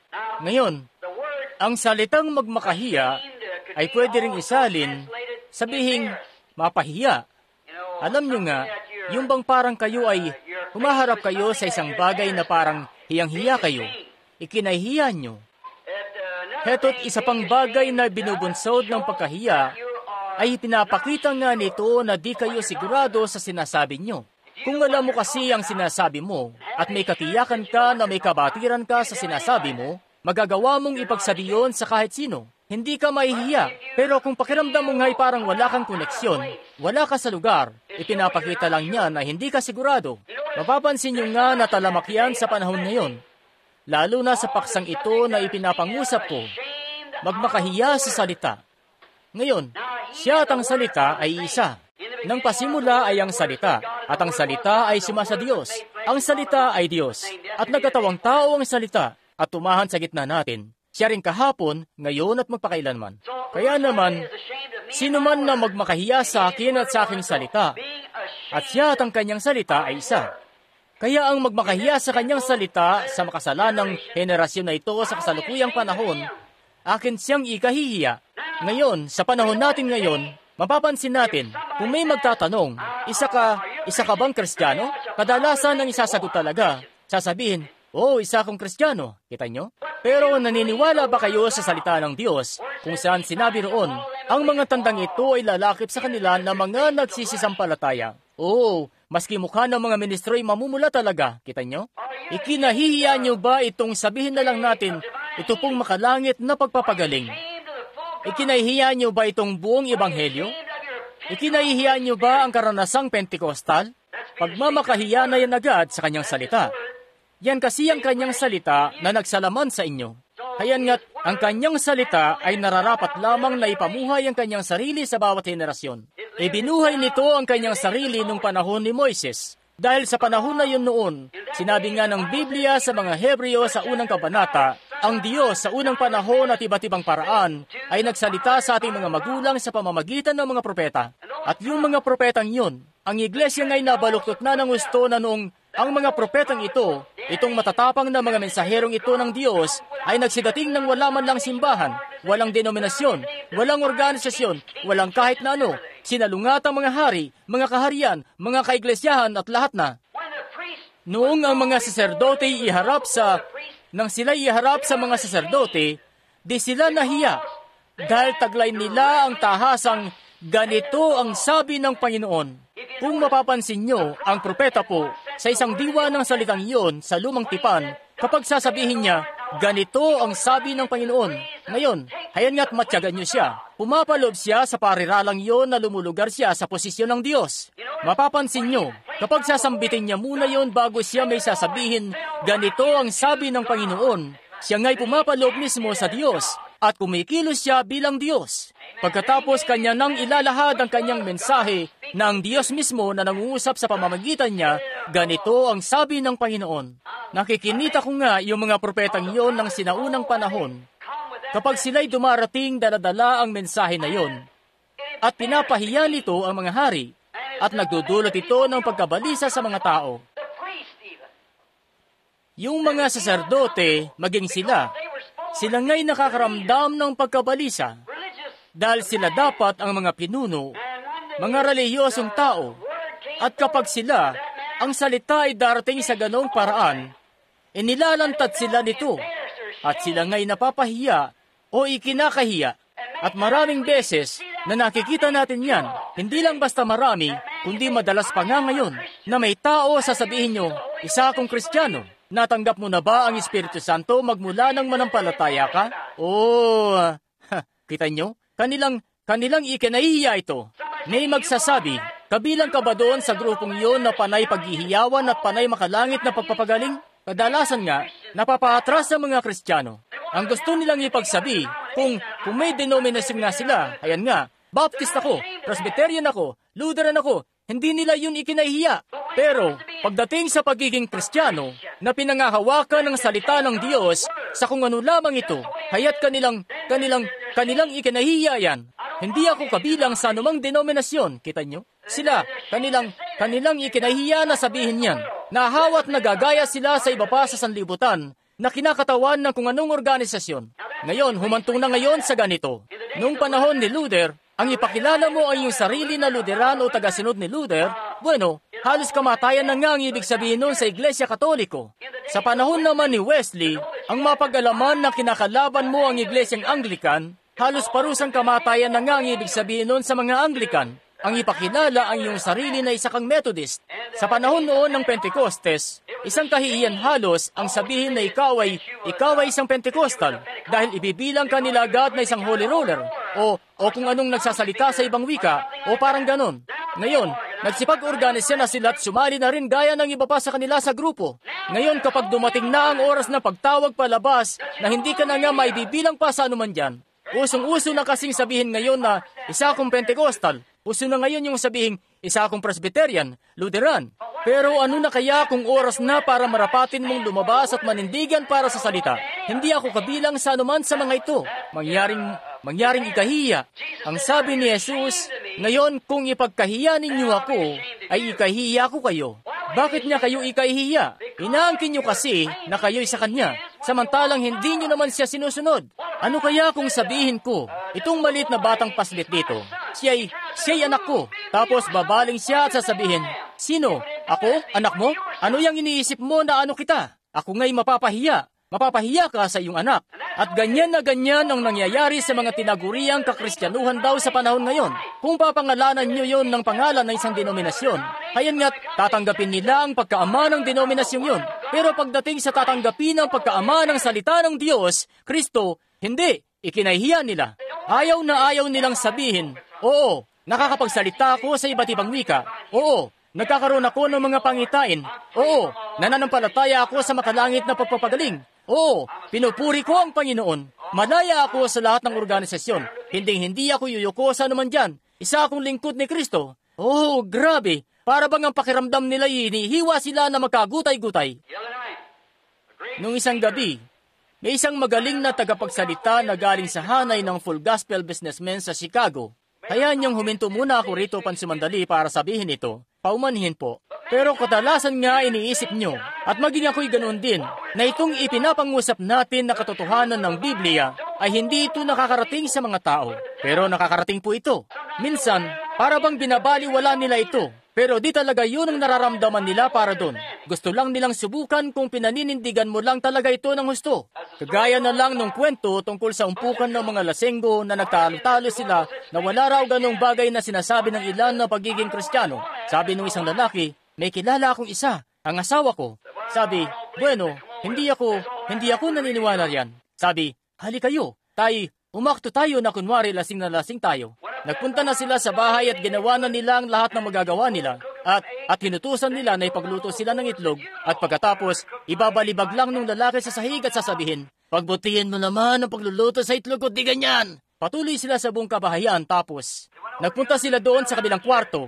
Nakabalibag yung upuan. May narinig sila na sinisinop yun. Hindi nagrereklamo. Bumubulong. Umaawit ng munting awit sa kanyang sarili. Papasanin na lamang ba ni Jesus ng mag-isa ang krus at sa buong sanlibutan ay walang kahit isa na magpapasan? May krus sa bawat isa sa atin at may krus maging para sa akin. At ang krus na inilaan ay aking ipapasan hanggang sa kamatayan ako'y pakawalan sa aking pasan-pasan. At ako'y uuwi na sa tahanan ng ulunan ay napuputungan. Yung matandang lasenggo nga'y ang sabi niya, anong sinabi ko sa inyo? Sabi, isang nga siyang Kristiyano. Kita niyo? Sinusubukan lamang nila siya at minsan nga ang sanlibutan. Gaya ng natuklasan ko ay sinusubok ka lamang. Ayan nga po't, hindi ko inaasahan na mangyayari ito. Pero nitong Sabado lang ng gabi, sa pagkakalala ko, o Linggo yata ng gabi, ito pong magaling na tagapagsalitang ito. Hindi ko po ugali na magbanggit ng pangalan ng mga tao, pero sinisikap nga niya, kabaliktaran ang sinisikap niyang gawin. Sinisikap kong ilayo ang mga kaiglesiyahan sa ecumenical na pagkilos na yon. At ang lalaki namang ito'y sinisikap niyang ilagay sila doon. Kaya, heto na nga tagapagsalita siya para sa Christian businessman na ako nga dapat ang nagdadaos ng pagtitipon na yon sa Chicago at napag-isipan ko namang magpunta ng Africa noong mga panahong yon. Kaya hindi ko yun naidaos. Ito ngang lalaking ito ang sabi niya, umakyat siya doon at ang sabi, ang pinakamalaking pagkilos, pinakamalaking bagay sa mundo ngayon mula pa noon ay ang lahat ng kaiglesiyahan ay nagsisipagbalikan na sa Iglesia Katoliko sa ecumenical na pagkilos na yon. At ang mga Katoliko ay tatanggap ng Espiritu Santo. Grabing patibong ng dyablo.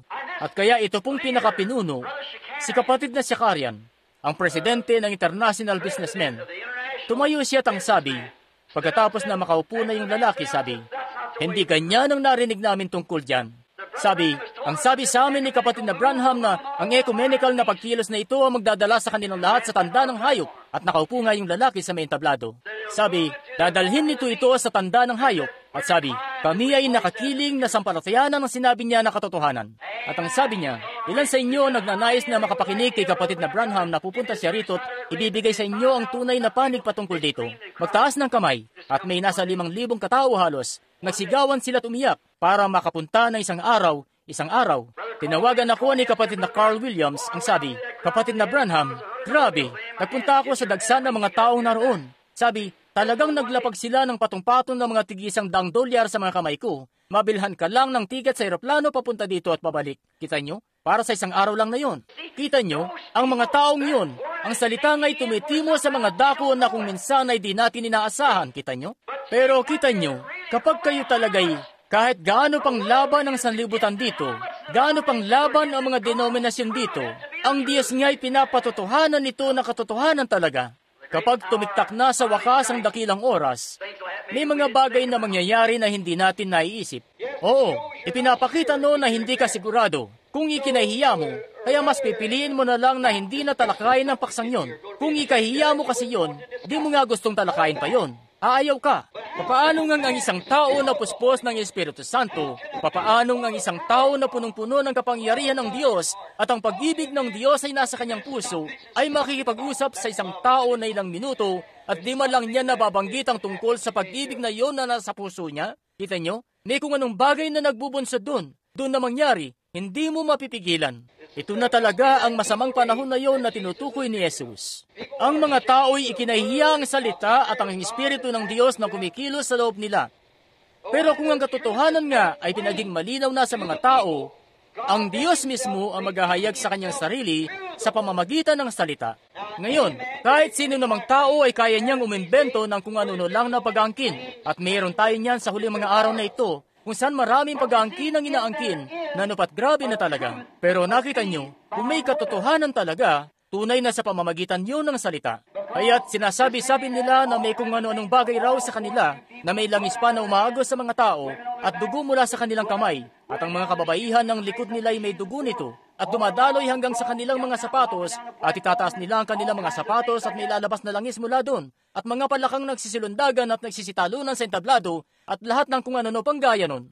Walang ganyan sa Biblia. Walang ganyang pangako ng kung anong katulad niyan sa Biblia. Ang tangi lamang na sinabi nito, sa huling mga araw, ang Espiritu ay magiging magkatulad na anupat ililigaw, pati ang mga hirang kung maaari. Pero wala pong kasulatan para doon sa ganon. Pero pagdating nga sa tunay dinahaluang salita ng Diyos na pinapatotohanan ng Diyos, ito'y nagiging parang kahihiyan sa kabilang grupo, maging sa panig ng kalabisan. Kita nyo? Ikinahiya ang tungkol dito. Pero ito'y realidad sa isang lalaki o babae, batang lalaki o batang babae na tunay na isang tunay na Kristiyano. Kapag ang Diyos mismo ang nangako ng bautismo ng Espiritu Santo at natanggap mo ito, may kung anong bagay na lalagi sa iyo na wala na ngang kahit anong bagay ang may pagpapalit pa rito. Kapag ang isang tao ay tunay na nakatagpo niya ang Diyos, hindi sa kung anong makaemosyon lang ng pagpapakita, kung anong pakitang gilas, o kung anong makarelihiyong doktrina, o kung anong katesismo o kredo, o anumang dogma na tinanggap niya para lang pag-aani ng kalooban niya. Bagkus, kapag tunay talagang nakadako siya sa isang lugar gaya nung nangyari kay Moises sa likurang bahagi ng ilang, nakalapit ng harap-harapan sa Diyos na makapangyarihan sa lahat at saksi ka mismo sa tinig na nagsasalita sa iyo ng eksakto patungkol sa salita at sa pangako para sa panahong yon, may kung anong bagay nga ito na ibinunsod sa iyo. Kita nyo? Na di mo talaga ito ikahihiya. May kung anong bagay kasi ito na ibinunsod sa iyo. Ngayon, atin pong tingnan ito ngayon, sa susunod na 15 minuto, may ilang mga tao na nakatanggap talaga sa ganitong uri ng karanasan. At sa aking pangungusap sa inyo sa araw na ito, hindi po bilang iglesia o bilang denominasyon, nangungusap ako sa inyo bilang isang individual.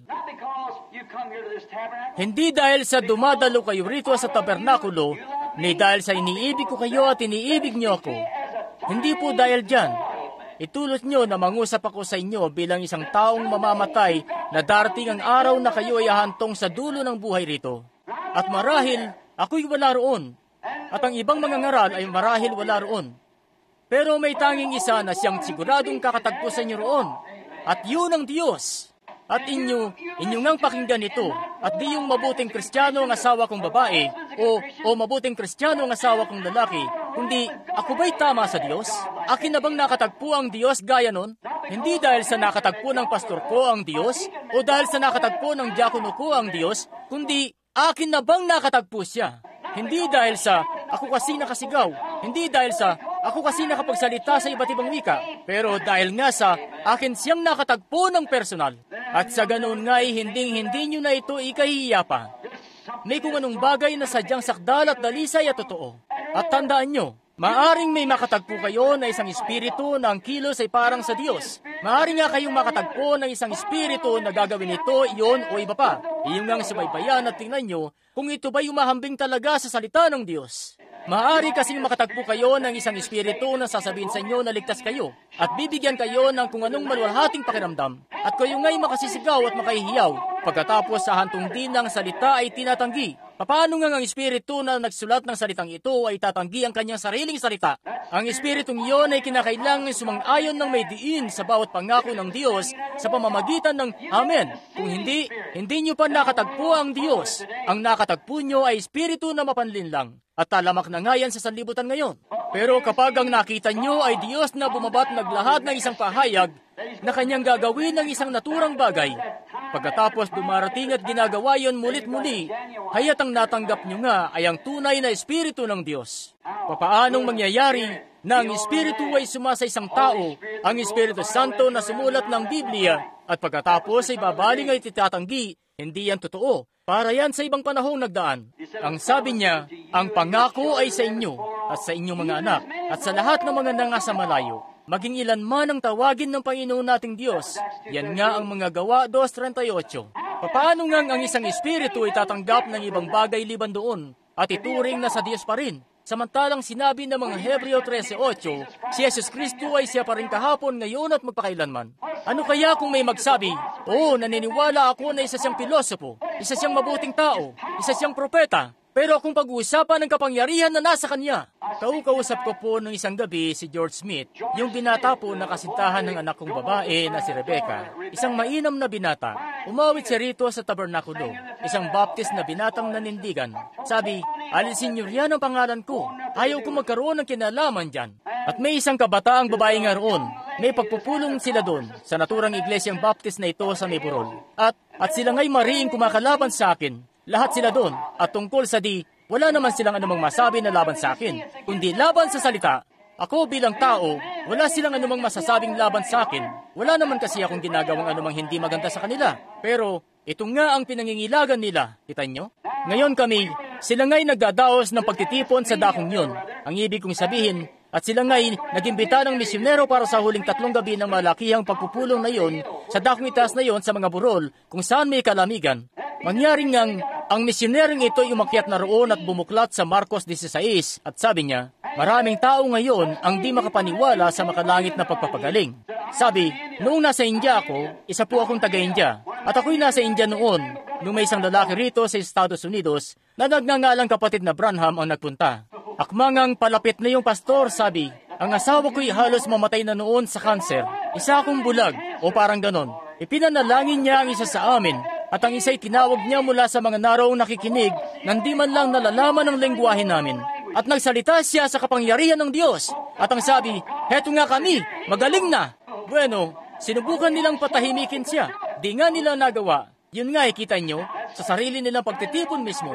Pagkatapos, kanilang itinanggi ang lahat ng yun. At ilan sa mga tao roon, maging yung kapatid na babae nung binatang yun, naroon nga sila sa dakong yun. Hindi sila pinayagang magsalita ng kung anuman. Gusto nilang malaman kung siya ba'y walang kaugnayan, kaya't ginawa nilang lahat ng magagawa nila para malaman talaga. Sabi nung isa sa mga kababaihan, bueno, naniniwala ako roon. Pinuntahan ni na Rebecca at George yung kabataang babae na ito. At nagpunta siya at nagdala ng isang batang babae na may sakit na may pagka-retarded ng konti. Kaya pinapunta nila ako para matingnan yung naturang batang babae noong isang gabi. At nagpunta ako, nakaupo doon yung batang babae at sabi ko, isa ka bang mananampalataya? Sabi niya, hindi ko alam kung mananampalataya nga ba ako o hindi. Bueno, hindi pala siya retarded. Espiritu pala ng diablo yun. Hindi nila yun namamalayan, kita nyo? Inaahalian kayo at di nyo yun nalalaman. Sasanid yun. Tapos magiging bayolente na yung naturang tao. At di man lang nila yun namamalayan. Mga kababaihan na nagsisipaglakad dito sa lansangan na suot-suot ay shorts, hindi nga nila namamalayan. Maaari nga nilang patunayan at manumpa sa bagay na yon na hindi sila gumawa ng anumang bagay na masama laban sa kanilang asawang lalaki o kung ano-ano pa katulad nun. Pero sa kanilang puso, hindi nila namamalayan, haya't sinaniban na sila ng espiritu ng diablo, inaalihan sila noon. Bakit nga gugustuhin ng isang babae na maglaladlad siya ng suot sa harap ng isang lalaki? Isang tauhan lang ang gumawa nun sa Biblia at sila'y wala sa tamang pag-iisip. Samantalang ang iba'y sinisikap nilang madamitan sila ng gusto, di nila namamalayan yon. Tunay na tuso, masyadong mapanlin lang. Kinakailangan niyong magmatsyag. Timbangin niyo ang inyong sarili sa salita ng Diyos at tingnan niyo kung saan nga kayo nakatindig. Ito ngang kabataang babaeng ito, sabi niya, sinabi nila sa akin na nabautismuhan na ako noon nung bata pa lang ako. Sabi, kaya di ko alam kung makapananampalataya ba ako sa bagay na yon o hindi. Sabi ko, hindi ka ba nananampalataya kay Jesus Kristo? At sabi niya, bueno, hindi ko alam kung naniniwala nga ako o hindi. Sabi niya, yung mga hokus-pokus na yan, hindi ko yan pinaniniwalaan. Sabi ko, bueno, siya nga naman di ka dapat maniwala sa mga hokus-pokus na bagay. Sabi ko, pero nananampalataya ka ba na siya ay anak ng Diyos? Oo, sabi, siguro'y ganoon nga siya. Sabi ko, nananampalataya ka ba na siya pa rin ngayon? Diyos na magliligtas sa iyo? Sabi niya, ang tinutukoy mo ba ay ang mga bagay na yan patungkol sa mga himala at kung ano-anong bagay na gaya niyan? Hindi ako naniniwala sa ganyan. At kaya ang sabi ko, ano ang gagawin mo kung ikay mauupo sa isang pagtitipon at makikita mo ang Diyos, ang Espiritu Santo, na siyang nag-iisang Diyos na kumikilos sa kalagitnaan ng mga tao? Ang Diyos sa pagiging Ama, haliging apoy, at mga propeta. Diyos sa kanyang anak, tapos Diyos sa kanyang mga tao. Ang mga ito'y katangian nga ng Diyos. Isang dakilang Diyos na siyang may sakop sa walang hanggan. Sabi ko, ano kaya kung makikita mo siya sa kalagitnaan ng kanyang mga tao, kumikilos na ang bulag ay makakita, ang bingi ay makarinig, tatanaw sa karamihan ng mga taong naroon, at sasabihin sa mga tao kung anong suliranin sa kanila, at kagaya nga ng kung anong ginawa niya noon nung siya'y nasa lupa pa. Sabi niya, sa palagay ko'y horoscope lang yan. Sabi ko, ikaw nga'y nasa isang mas kalunos-lunos na kalagayan kaysa sa inaakala ko. Mas mabuti siguro kung ikay isang baliw lang sana, kita mo? Hindi ka pananagutin. Pero sabi ko, ikaw nga'y inaalihan ng masamang espiritu. Sabi ko, nung sabihin ni Jesus sa babaeng yon sa may balon ang tungkol sa kanyang mga asawang lalaki, nung tumingin siya sa mga tao roon at mapagkilala ang iniisip nila, matatawag mo ba yung horoscope? Kita nyo, sadyang nang nababalutan ng kung anong pagkadenominasyon sa pagkaludiran na anumang bagay na kontra doon ay mali na agad.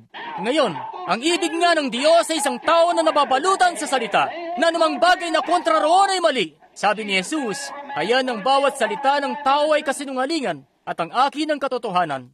May isang lalaki nga noon sa panahon na talagang makasiyentipiko ang panahon na nagngangalang Noe. Hindi niya ikinahihiya ang salita ng Diyos. Kinatagpo siya ng Diyos at nakipag-usap ang Diyos sa kanya. Patid niya na Diyos talaga yun. At sabi ng Diyos, uulan, na hindi pa nga umuulan noon kahit kailan. Pero nanampalataya siya na uulan talaga. At yung pananampalataya na tinaglay niya, hindi niya ikinahiya na ipakita yun. Inabot siya ng 120 taon para itayo ang daong. Sa panahong laban sa kanya ang buong mundo. Hindi niya ikinahiya ang salita ng Diyos sa panahon niya. Iniligtas siya ng Diyos at pati ang kanyang sambahayan dahil doon. Mangyaring ang bagay na yon ay tila ba mukhang kabaliwan sa ibang tao. Pero para sa kanya, kanyang nakatagpo talaga ang Diyos. Gaano pang kasyentipiko yung kabilang panig doon na sumasalungat? Gaano pang sabihin na hindi yan mangyayari? Nakatagpo niya talaga ang Diyos. Ganyan nga ang magiging kalagayan kapag alam mo na inyo nga siyang nakausap na. Iisipin nyo na isang kahibangan kapag hayat alam ko na kakunti lamang sa mundo ang nangahawakan sa sinasabi ko rito na katotohanan. Ang tumayo rito at sabihin, ganito ang sabi ng Panginoon. Ako'y pupunta ng Arizona. Doon ay makakatagpo ko ang 7 anghel sa isang kalumpon. Bueno, may kaunting grupo lang ng mga kalalakihan ang nakatayo roon noon para makita itong nagaganap. Nung isang gabi, sinabi ko yun. Ang Los Angeles ay lulubog sa karagatan. Pero kapag nakatagpo nyo talaga ang Diyos, at ang Diyos na ito na tinabibigo, ang Diyos na kanya talagang saktong tinutupad ang sinabi niya na gagawin niya, na kanyang dati nang ginagawa sa tuwina, hindi nyo yun ikaihiya. Hindi ka nga aatras at ikahiya ang bagay na yun. Magagawa mong ipagsabi sa buong mundo. Kapag nakatagpo ng isang tao ang Diyos, makipag-usap sa Kanya, at ang realidad ng Diyos ay magiging tunay sa kanyang puso. Hindi nga niya ito ikahihiya. Hindi nga nahiya si Noe. Mukhang kahibangan sa tingin ng iba pa sa mundo, pero hindi sa kanya. Si Moises, nung nasa harapan siya noon ni Paraon, hindi nga siya nahiyang sabihin sa Paraon ang mga bagay-bagay na ito ay mangyayari. Dahil nakatagpo niya ang Diyos. Sinabi nga sa kanya ng Diyos doon sa may nagniningas na kahoy. Sabi ni Moises, ako'y timi mangusap. Yun nga ang diferensya niya. May pagkautal siya sa pagsasalita. Sabi niya, hayan nga si Aaron. Ika'y magiging Diyos sa kanya. At siya'y magiging propeta naman sa iyo. Alam ko na nakapagsasalita siya ng mabuti. Pero ako nga isa sa iyong bibig. Sino bang may likha sa tao para makapagsalita? Amen. Gustong-gusto ko yun. Hayaan ng Diyos nga. Sino ang may gawa sa tao na bingi o pipi? O sino ang may gawa sa tao para ito'y makapagsalita? Ang Diyos nga. Sabi niya, Panginoon, ipakita mo ang kalwalhatian mo. Sabi, ano yung hawak-hawak mo sa kamay mo? Sabi niya, isang tungkod. Sabi, ihagis mo sa lupa. Naging ahas yun. Sabi, pulutin mo uli. Naging tungkod uli. Amen. Siya ay Diyos.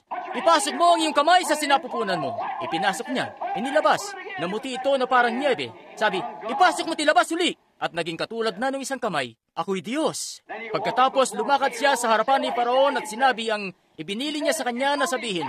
Sabi niya, mangyayari ang ganito at ganito. Pumulot ng buhangin na tinihagi sa ere at nagsabi, ganito ang sabi ng Panginoon. Lilitaw ang mga kuto sa lupa at nagsilitawan ng mga kuto. Kumuha ng tubig at ibinuhos sa ilog at nagsabi, ganito ang sabi ng Panginoon. At ang buong ilog at lahat ay naging dugo. Tumawag ng yelong ulan na bumaba mula sa langit.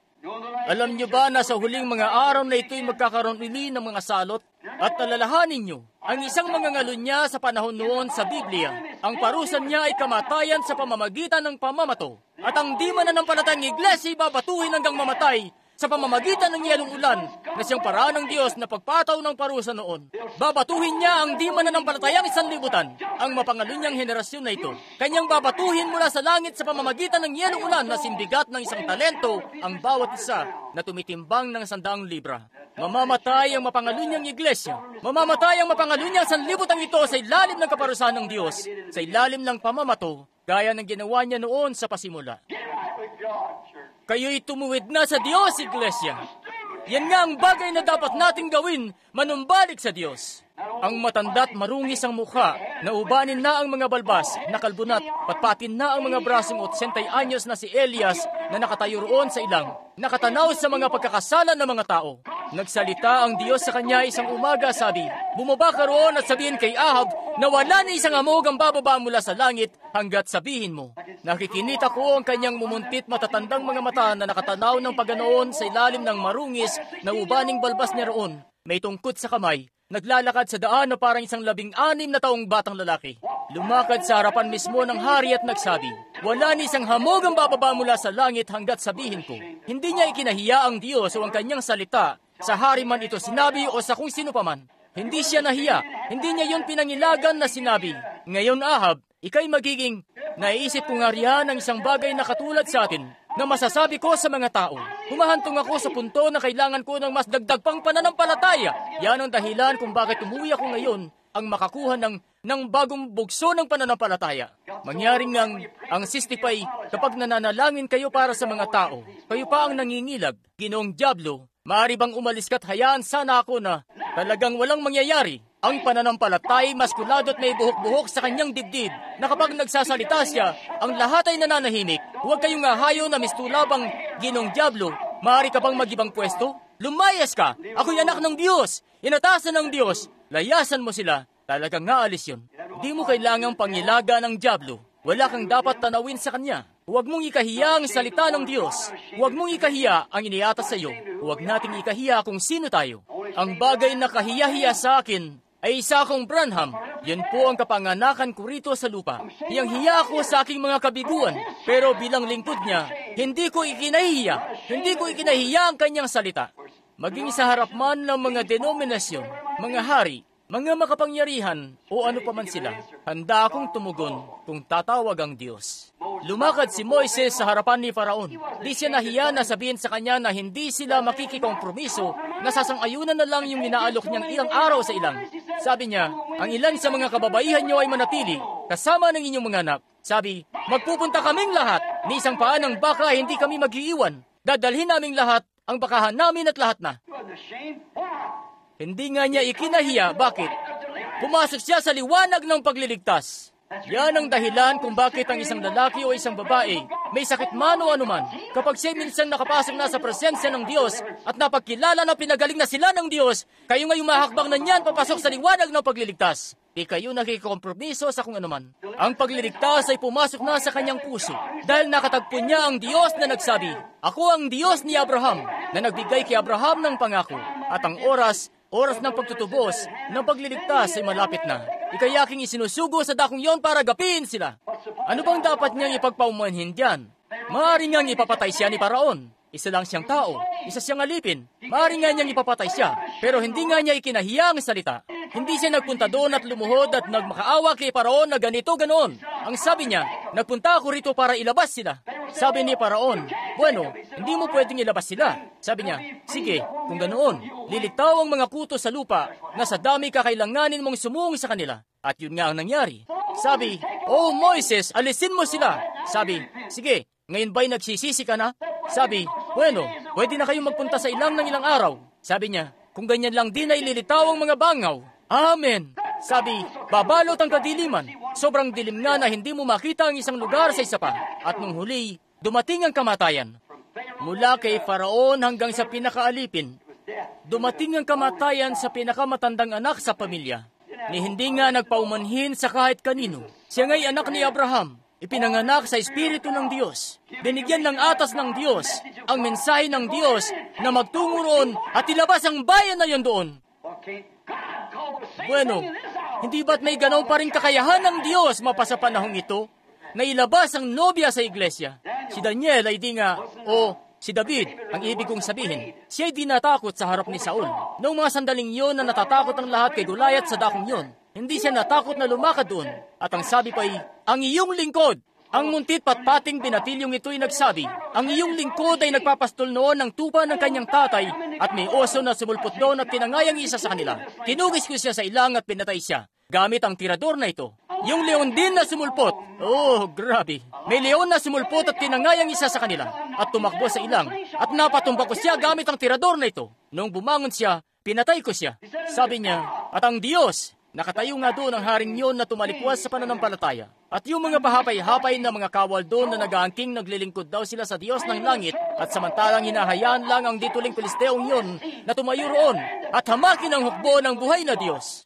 Sabi, ang iyong lingkod ding ito'y papatayin siya dahil ang Diyos na nagbigay sa leon at sa oso sa akin ay ibibigay rin ang dituling Pilisteong yan. Hindi siya nautal, hindi niya sinabi, siguro magagawa. Ang sinabi niya, tiyak na magagawa. Hindi niya ikinahiya. Si Daniel, sa harapan ng hari, di siya natakot na sumuway sa utos ng hari na walang kahit sinong pwedeng manalangin sa hari lamang. Binuksan niya ang mga bintana niya at nagtali ng pamigkis at nanalangin ng 3 beses sa isang araw. Hindi siya natakot. Sina Sadrach, Mesach at Abednego, hindi sila natakot sa nagliliyab na hurnong yun. Sabi, ang Diyos namin ay may kakayahang iligtas kami. Ililigtas kami ng Diyos. Kaya't kung sinabi niyang hindi, ay di talaga kami yuyuko sa imahe mo. Hindi nga nila ikinahiya. Hindi nga. Tunay na din nila yun ikinahiya dahil may kabatiran sila. Si Samson nga ay di nahiya sa harap ng mga Pilisteo. Nung ang 1,000 sa kanila'y pasugod na tumakbo sa kanya, pinulit niya yung panga ng asno. At yung mga turbante nila na nasa 1 pulgada ang kapal na gawa sa tanso. Pinaghampas niya ang 1,000 naroon gamit yun. At hanggang sa huli, hawak pa rin niya sa kamay niya ang panga. Di niya ikinahiya, pinulot lang niya kung anong mahahawakan niya sa kanyang kamay at lumaban na iyon ang gamit-gamit. Alam niya na ang Espiritu ng Diyos ay nasa kanya. Alam niya na ipinanganak siya na isang Nazareo. Alam niya na walang kahit anong bagay ang makahadlang sa kanya. Isa kasi siyang lingkod ng Diyos. Hanggat nasa kalooban siya ng Diyos, walang kahit ano ang makahambalang sa kanyang daraanan, kahit na gaano pang karaming hari o mga Pilisteo, o anuman na susulpot, siya nga. Hindi kinahiya ni Juan ang salita ng Diyos na dumating sa kanya sa ilang, at nagsabi sa kanya na magbautismo sa tubig. Hindi niya ikinahiyang sabihin, Narito ang kordero ng Diyos na nag-aalis ng kasalanan ng sanlibutan dahil ang Espiritu ng Diyos ay sumasa kanya. Hindi siya nahiya sa harapan ng mga saserdote. Hindi nga niya ikinahiya ang salita ng Diyos nung lumapit siya kay Herodes, yung asawa ng isang Pilipay na mamahay kasama si Herodes. Lumakad siya roon sa harap ng hari. Itong lalaking ito na matanda't namumuti ang balbas sa mukha na nanggaling pa ng ilang, kaya't lumantad doon na walang pinag-aralan o kahit ano, at tapos lalakad sa mismong harapan ni Herodes at ang sabi, hindi nararapat sa iyo na makisama sa babaeng ito. Hindi niya ikinahiya ang salita ng Diyos. Tama, ganap na hindi niya ikinahiya ito. Si Esteban, hindi niya ikinahiya ang salita ng Diyos. Nung una, ang mga Pentecostal sa dakong yun noon nung araw ng Pentecostes, nung magtipon-tipon sila sa silid sa itaas, ang Espiritu Santo ay bumaba nga sa kanila dahil sa pangako ng Diyos. Sabi sa Lucas 24:49, narito, ipadadala ko sa inyo ang pangako ng aking Ama. Datapwat magsipaghintay kayo sa bayan ng Jerusalem hanggang sa kayo'y magsitanggap ng kapangyarihan galing sa itaas. At ayan nga't ang pinakapangako ng salita ng Diyos na ipinangako sa kanila, narito, ipadadala ko sa inyo ang pangako ng aking Ama. Datapwat magsipanatili kayo roon. Huwag kayong magdadagdag sa sarili nyo ng teolohiya o mga edukasyon at kung ano pa. Bagkus, magsipaghintay kayo hanggang sa masangkapan kayo ng kapangyarihan.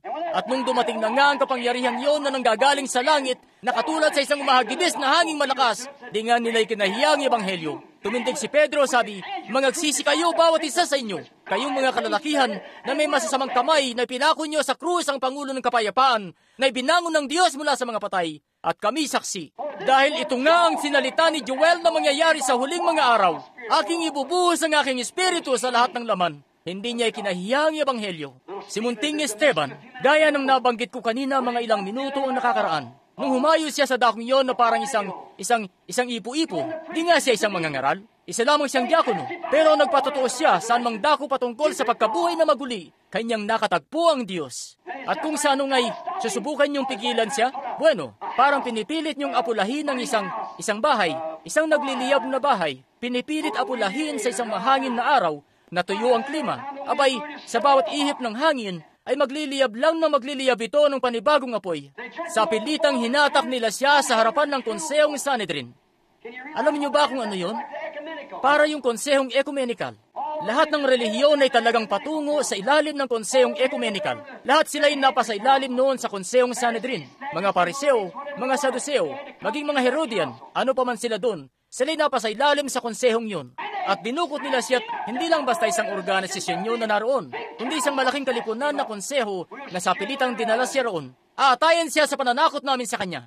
Nung lumakad siya roon, nung umagang yun, ang sabi ng Biblia, ang kanyang mukha ay nagmistulang parang sa anghel.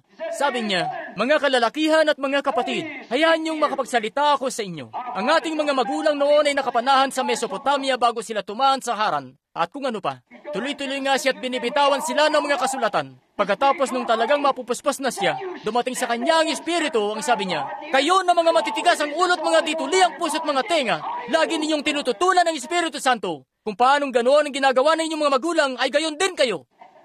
Di nga niya ikinahiya ang ebanghelyo. Di ikinahiya ang salita. Di siya nahiya sa harapan ng Konsehong Sanhedrin. Hindi nga.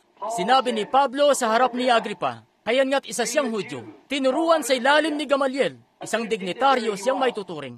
Pero isang araw, sa daan patungong Damasco, siya'y pumasok sa presensya, nakaugnay ang Diyos.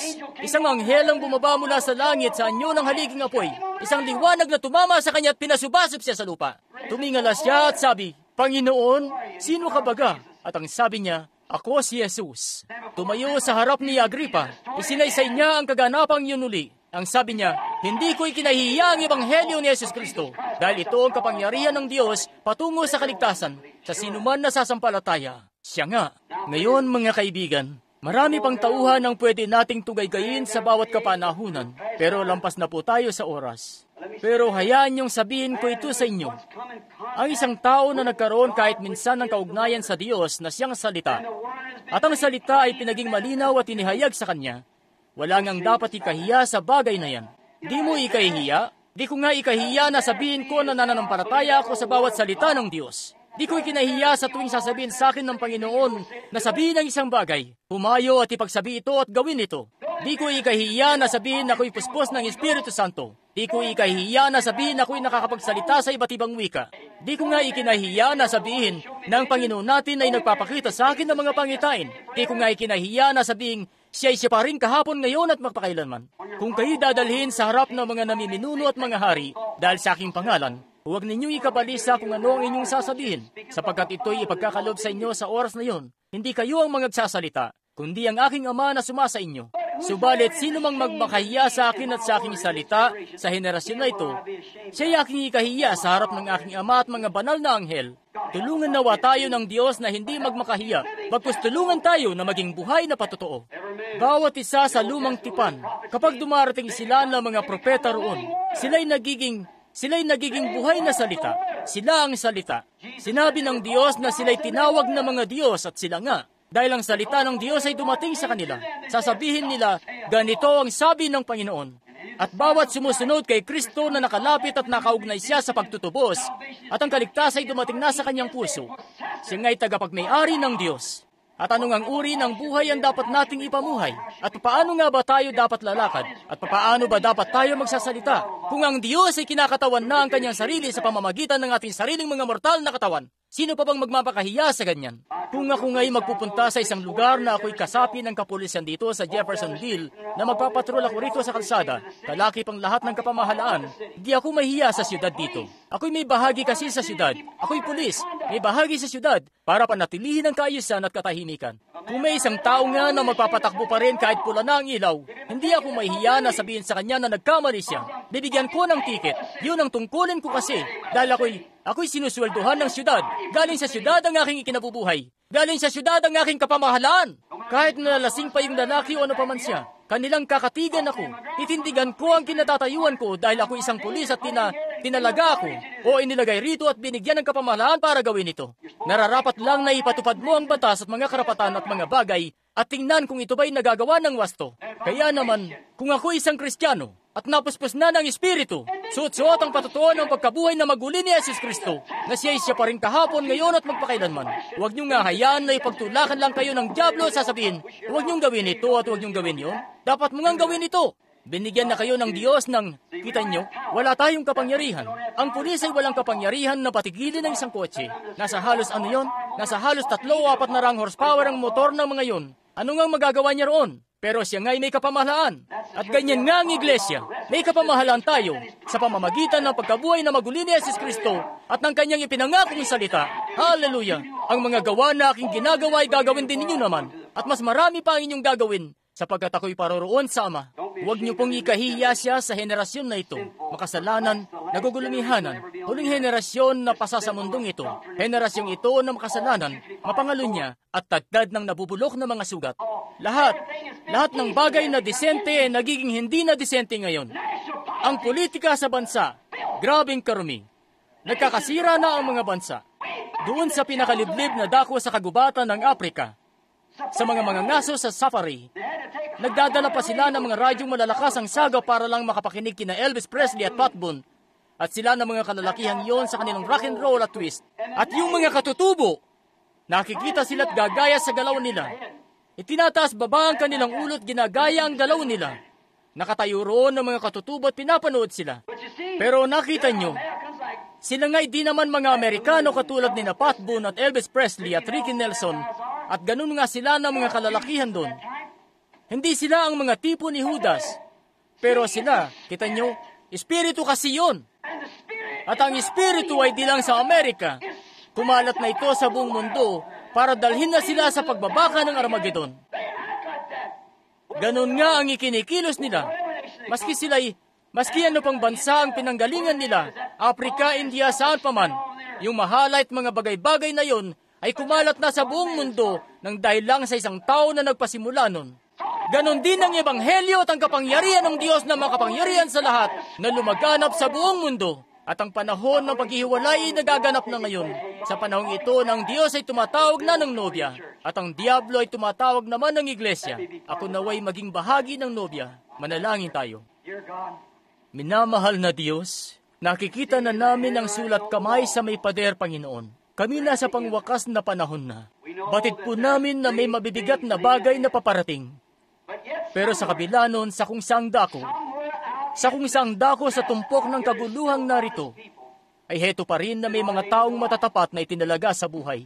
Napaka-imposible po para sa isang tao o dalawang tao. Pero Diyos, kung kami nga'y sama-sama, haya't palalaganapin namin sa bawat sulok sa abot ng makakaya namin ang mabuting balita na si Jesus ay parating na at makikita na sadyang lumalaganap po ang paunti-unting tinapay sa mga dako, paunti-unting salita. Kung saan naroon ang mga agila, kanilang susundan ang pagkain na yon. Ito may sa pamamagitan ng tape o ito may sa pamamagitan ng salita o isang patotoo. Susundan ito ng mga agila sa dakong himpilan nito dahil ito nga'y nasusulat. Kung saan naroon ang sariwang karne ay nagkakatipon ang mga agila. Mahal naming Jesus, alam po namin na ikaw ang sariwang karne na aming kinakain. Ikaw ang salita at ang salita ay nagsalaman at tumahan sa kalagitnaan namin. Dalangin namin, Diyos, na habang amin pong pinalalaganap ang salita, ay mangyaring ang mga tunay na agila'y mahanap nila ito. Huwag naming ikahiya habang tumatayo kami sa harap ng mga tao. Masasama't mapagsawalang bahala ng mga tao. Mga relihiyoso, ano paman. Gaya ng sinabi ni Pablo kay Timoteo, tayo magsikap sa kapanahunan at sa di kapanahunan, sumawata at sumaway, at nang may buong pagpapahinuhod at pagtuturo. Sapagkat darating ang panahon na hindi na nila titiisin ang magaling na aral, kundi ayon sa kanilang sariling mga masasamang pita, ay magsisipagbunton sila sa kanilang sarili na mga guro sa pagkakaroon nila ng kati ng tenga, at magsisibaling mula sa katotohanan tungo sa mga katha. Diyos, kami po'y nabubuhay na sa panahong yon. Iyo pong itinulot na mabuhay ako ng mahaba-haba para makita ito na nangyayari. Kung paanong ito'y nakalagak dito sa panulukang bato ng tabernakulong ito ngayon, mula pa nung 33 taon na ang nakararaan. Diyos, iyo pong pagpalain ng bawat isang narito. Kung may isa po rito, Panginoon, na hindi pa nakahanda para ikay katagpuin, na sila'y hindi nga makasang-ayon sa iyong salita, at sila'y hindi ka pa nakakatagpo ng harap-harapan, at di nalalaman na ikay di lang sa pamamagitan ng pakitang kilos lamang ng kung anong klaseng pagtanggap, gaya ng ginagawa ng mga tao sa kredo, o kung anong bagay, kundi pagkatagpo talaga sa buhay na Diyos mismo. Kung di pa nila ito nagagawa, Panginoon, naway gawin na nila ito ngayon. Ako'y sumasampalataya na ikaw ay tunay na narito talaga sa oras na ito. Di ko po sila nakikilala. Di ko po rin talaga alam kung meron ba rito sa dakong ito. Pero dama ko po talaga na may pangunguna sa akin na manalangin po sa iyo. Hindi dahil sa pinakikinggan ako ng mga tao, dahil isa yung mapagpaimbabaw na gawain. Huwag nawang itulot ng Diyos. Ayaw ko pong maging mapagpaimbabaw. Bagkus ako'y dumadalangin ng may buong katapatan sa aking puso, Panginoon. Sino man po siya na lalaki o babae na pinangusapan mo sa umagang ito, naway may kababaang loob nilang di maikahiya. Bagkus sa kaibuturan ng kanilang puso ay tanggapin kanila ngayon. Dudulog mamayang gabi rito at magpapabautismo sa pangalan ni Yesus Kristo. Susunod sa bawat salita mismo, kung sila'y nabautismuhan sa ibang bautismo o winisikan lang binuhusan. Nagugunita namin, Panginoon, na iyong sinabi, ang sino mang mag-alis ng isang salita sa aklat na ito, magdagdag ng isang salita rito, ang kanyang bahagi ay alisin sa aklat ng buhay. Subukan man niya, pupunta't ilalagay niya ang pangalan niya sa aklat, hindi yun uubra. Iyo pong itulot na kami maging tapat at mababa ang loob. Ngayon sila po'y nasa iyong mga kamay, Panginoon. Iyo pong gawin sa kanila ang nakikita mong nararapat, dahil sila po'y sa iyo. Sa pangalan ni Jesus Kristo, ang anak ng Diyos. Ngayon, habang nakayuko ang ating mga ulo, gusto ko pong pagbulayan niyo ito na may kataimtiman ngayon. Ako po'y humihingi ng paumanhin una sa lahat, dahil sumobra ako ng 15 minuto.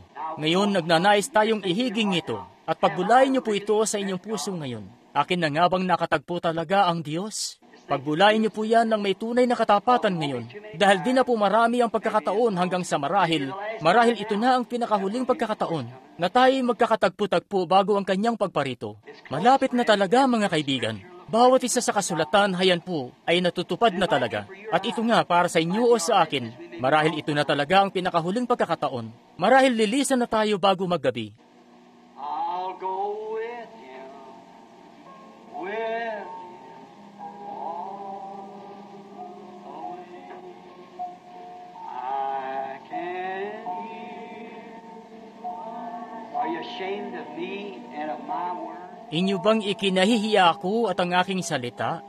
I can hear my Savior.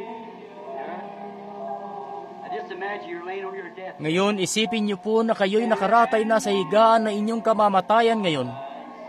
Can hear. But it isn't right. Sa oras na yon ay huli na talaga. Pero hindi pa ngayon. Take thy cross. Ngayon na mismo ang pagsasakripisyo.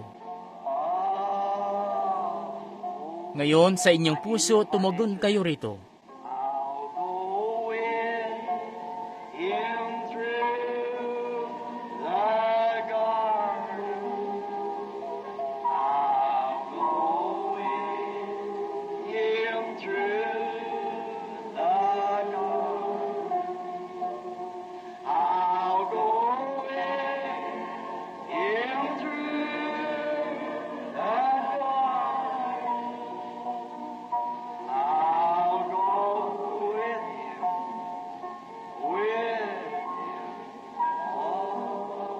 Ngayon habang nakayuko ang ating mga ulo, heads down. itaas po natin ang ating mga kamay at sabihin, I'll go with him through. ngayon, yan na yan mismo ang nangyayari ngayon. That's what's going on. Kanya tayong inahatulan. Panginoon, ako po ba iyong nasumpungan na nagkasala? Kung ganoon, iyo po akong patawarin. His judgment. Ano po ang iyong hatol sa akin sa umagang ito, Panginoon? Siyasatin mo po ako, Panginoon. Tingnan kung may ano pa mang maduming bagay sa akin. Ama, ikay aming pinasasalamatan sa umagang ito para sa lahat ng mga kamay na ito. Wala po akong nakikita ni isa man na anupat lahat sila'y nakataas ang mga kamay. Akin kang pinasasalamatan, Panginoon. Ako po'y umaasa na ikaw may walang makita, Panginoon. Wala po ni isa mang di nagtaas ng kanilang kamay. Sila po'y handa ng dumulog sa paghatol. Iyo pong hatulan kami, Panginoon. At kung may bagay man na mali, iyo pong patawarin kami sa bagay na ito, Ama. Iyo pong ipagkaloob sa amin ang iyong habag, sapagkat hindi po namin ibig na katagpuin ang iyong paghatol na walang habag na narito. Kaya naman, ito po ang habag na narito ngayon. Kaya kami dumadalangin, Diyos, na kami hatulan at patawarin mo sampu ng aming mga pagkakasala, ayon sa iyong salita at iyong pangako, at iyong itulot na makapamuhay kami para sa iyo sa lahat ng natitira pa naming buhay, nang di ikinahiya ang Ebanghelyo. Ngayon, Ama, kung ito po'y iyong kalooban, kami po'y magpapasimula ng 3 diretsyong linggo ngayon ng mga pagtitipon. Iyo pong ihanda ang aming mga puso para rito, Panginoon. Iyo pong ihanda ako, O Diyos. Ako po ang siyang nakatayo rito na tunay na nangangailangan talaga sa iyo. Akin pong dalangin na ako'y iyong gagabayan at ituturo ako sa mga bagay na aking dapat gawin at sabihin sa mga araw na ito na parating. Iyo pong gabayan at patnubayan ang pinakamamahal naming kapatid na Neville, ang masigasig na lingkod mong ito, Panginoon. At ganoon din po sina kapatid naman at ang mga diakono sa iglesia, at ang mga katiwala, at maging ang bawat isa na nagkakatipon sa dakong ito. Iyo pong ihanda kami, Panginoon, nang sa gayon magawa po namin sa isang kristyanong paraan na makakay ng mga makasalanan sa iyo at maidako ang mga miyembro ng iglesia sa isang pagkakilala sa Diyos na aming kinikilala na amin nang nakatagpo ng personal nang siya'y maging Diyos nila rin. Ngayon, Ama, itong bagay na ito'y di namin kayang gawin, di namin kayang papasukin sila, pero Ikaw, Espiritu Santo, ang kumilos nawa sa mga tao, sa mga miyembro ng mga iglesia. At gaya ng munting karanasan ko sa iyong piling nung isang umaga, pumayok at kumuha para sa aking anak ng nobya. Kumuha ka mula sa mga kamag-anakan, mula sa mga kaiglesia,han. Hatakin mo palabas ang nobya na yon. Iyong itulot po sa pananalangin ngayon, Panginoon. Iyong ihatid ang Rebecca. Sisikapin kong maging Eliezer. Iyo pong tulungan ako na maging tapat na lingkod. At nawa ang Diyos ng kalangitan ay magpadala ng kanyang anghel sa unahan ko, sa mismong harapan namin, nang sa gayon, aming makuha ang mga bagay-bagay ng sama-sama at mapili ang nobya na kanyang pinili. Amin pong hinihiling ito sa pangalan ni Jesus. Amen. Ngayon, humihingi po ako ng paumanhin kung napatagal ko kayo ng kaunti. 25 na ang lumipas. Dapat wala na ako rito. 25 minuto ang nakararaan. Pero ngayon, gusto nyo ba yung lumang awiting yon? Take the name of Jesus with you. Hindi po ba't napakaganda nun? Lagi ko pong pinapaawit yung awiting yan na magta-33 taon na bilang pagtatapos na awitin. Bautismo sa tubig, on Jordan's stormy banks I stand. At sa tingin ko'y napakaganda talaga nun. Just take it everywhere you go. precious name.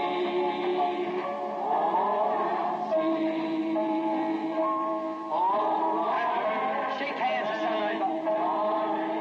Ngayon, makipagkamay kayo sa mga katabi nyo.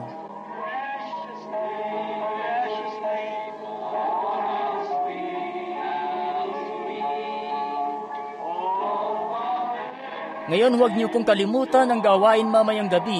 Alas 7:30 po. Alas 7:30 ngayong gabi. Ngayon, awitin po natin ang isang talatang ito. Kita nyo.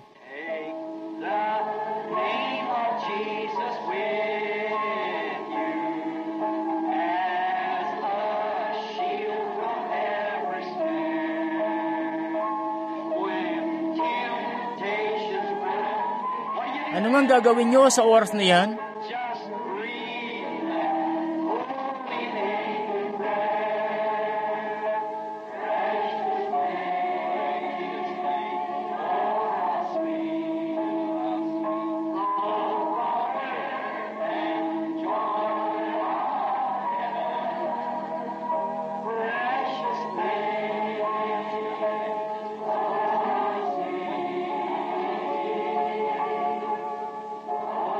Meron po ba rito na nagpunta para mabautisimuhan pagkatapos ng gawain ito?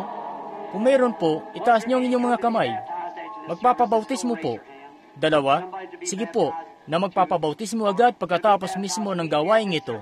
Sa iba naman sa inyo, kung meron nga sa inyo na nagnanais na magpabautismo, may gawain tayo ng pagbabautismo sa bawat isa sa mga gawain dito. Ang dapat nyo lang gawin ay sabihin, handa po kami magbautismo sa inyo. Yan po ang tungkulin namin. Ang mabautismuhan kayo sa pangalan ng Panginoong Yesus Kristo. Tungkulin po namin gawin yan. At ikagagalak namin na gawin yan anumang oras. Sa inyo po riyan na magpapabautismo. Magpunta na agad sa mga silid pagkatapos ng gawain. At dadako na tayo pagkatapos sa pagbabautismo sa tubig. Kung meron pa riyan na gustong sumunod sa kanila, makasisigurado kayo na narito lang kami. Kung kayo'y nakapagsisi na sa inyong kasalanan at natanggap na si Jesus bilang inyong tagapagligtas. Kayo'y Kristiyano na ng maraming taon at di pa nakikitang liwanag. At ito na ang liwanag ng pagliligtas na narito at dumating na. Isang babae, isang nobya na kukunin talaga ang pangalan. Sabi ni Jesus, naparito ako sa pangalan ng aking Ama at ayaw naman niyo akong tanggapin. Pero kung iba ang pumarito sa kanyang sariling pangalan, ay siya naman ninyong tinatanggap at yan nga ang inyong denominasyon. Sino mang anak ay pumaparito sa pangalan ng kanyang ama. Ako man ay pumaparito sa pangalan ng aking ama. Kayo ng mga kalalakihan ay pumaparito sa pangalan ng inyong ama. At anong pangalan niya? Anong pangalan ng ama? Jesus. Siya'y pumarito sa pangalan ng kanyang ama at ayaw ninyo siyang tanggapin. Ngayon ang kanyang nobya ay kukunin nga ang kanyang pangalan. Tunay nga.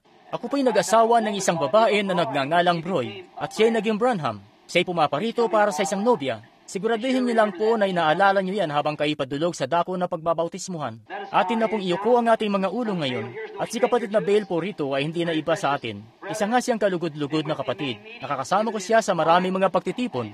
Siya at ang asawa niya. At siya rin ang tagasulat ng mga pangangaral dito at mga bagay-bagay na inilalagay doon sa ginagawang aklat. Kapatid na Bale, maaari ka bang manalangin para sa ating pag-uwi habang iniyuyuko natin ang ating mga ulo?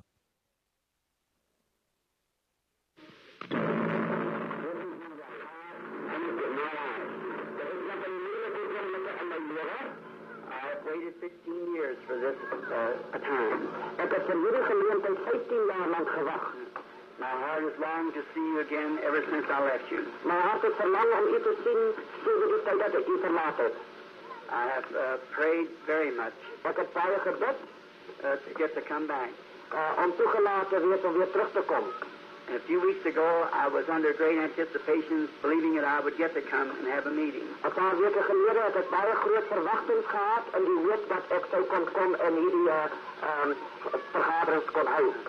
But when I got the visa restricted, maar toen ik hierdie beperkte visa gekregen, I almost had a heart attack. Toen heb ik al een amper een hartaanval gehad.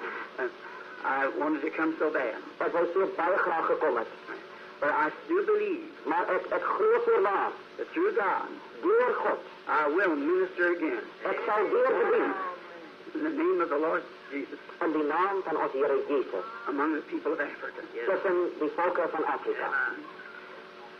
God has promised. God heeft beloofd. To give us the desire of our heart. Om aan ons die begeerte van ons hart te geven. And that's one of the desires of my heart. En dit is een van die begeertes van mijn hart. I can remember the great meetings here in Johannesburg. Ik kan die grote diensten onthouden hier in Johannesburg. I remember the boy with the short leg coming long again, normal. Ek kan die seentjie onthou met die been wat korter was en hoe dit met eens normaal geword het. And the lady, that little girl, was healed from a back condition, and her mother fainted and fell back in the car. Dat was maar wat kijken. Your Die dame wat gezond gemaakt was van die rugmoeilijkheid en hoe dat haar moeder die sleu geword is. There's so many great things. Dat is baie groot dingen. No doubt that many of those people attended those meetings. Geen twijfel niet dat baie van die mensen hier daar die diensten bijgewoond. Are with the Lord now. Die wat daar die diensten bijgewoond het, is nou samen met die Heere. I've gotten old too since then. Ik heb ook een beetje ouder geword sindsdien. It won't be too long till my time to go up. Het zal niet meer baie lang wezen, zal mijn tijd ook komen om op te gaan. Then we will be together forever. Dan zal ons samen weer voor altijd. No visas. Dan zal er geen visa meer.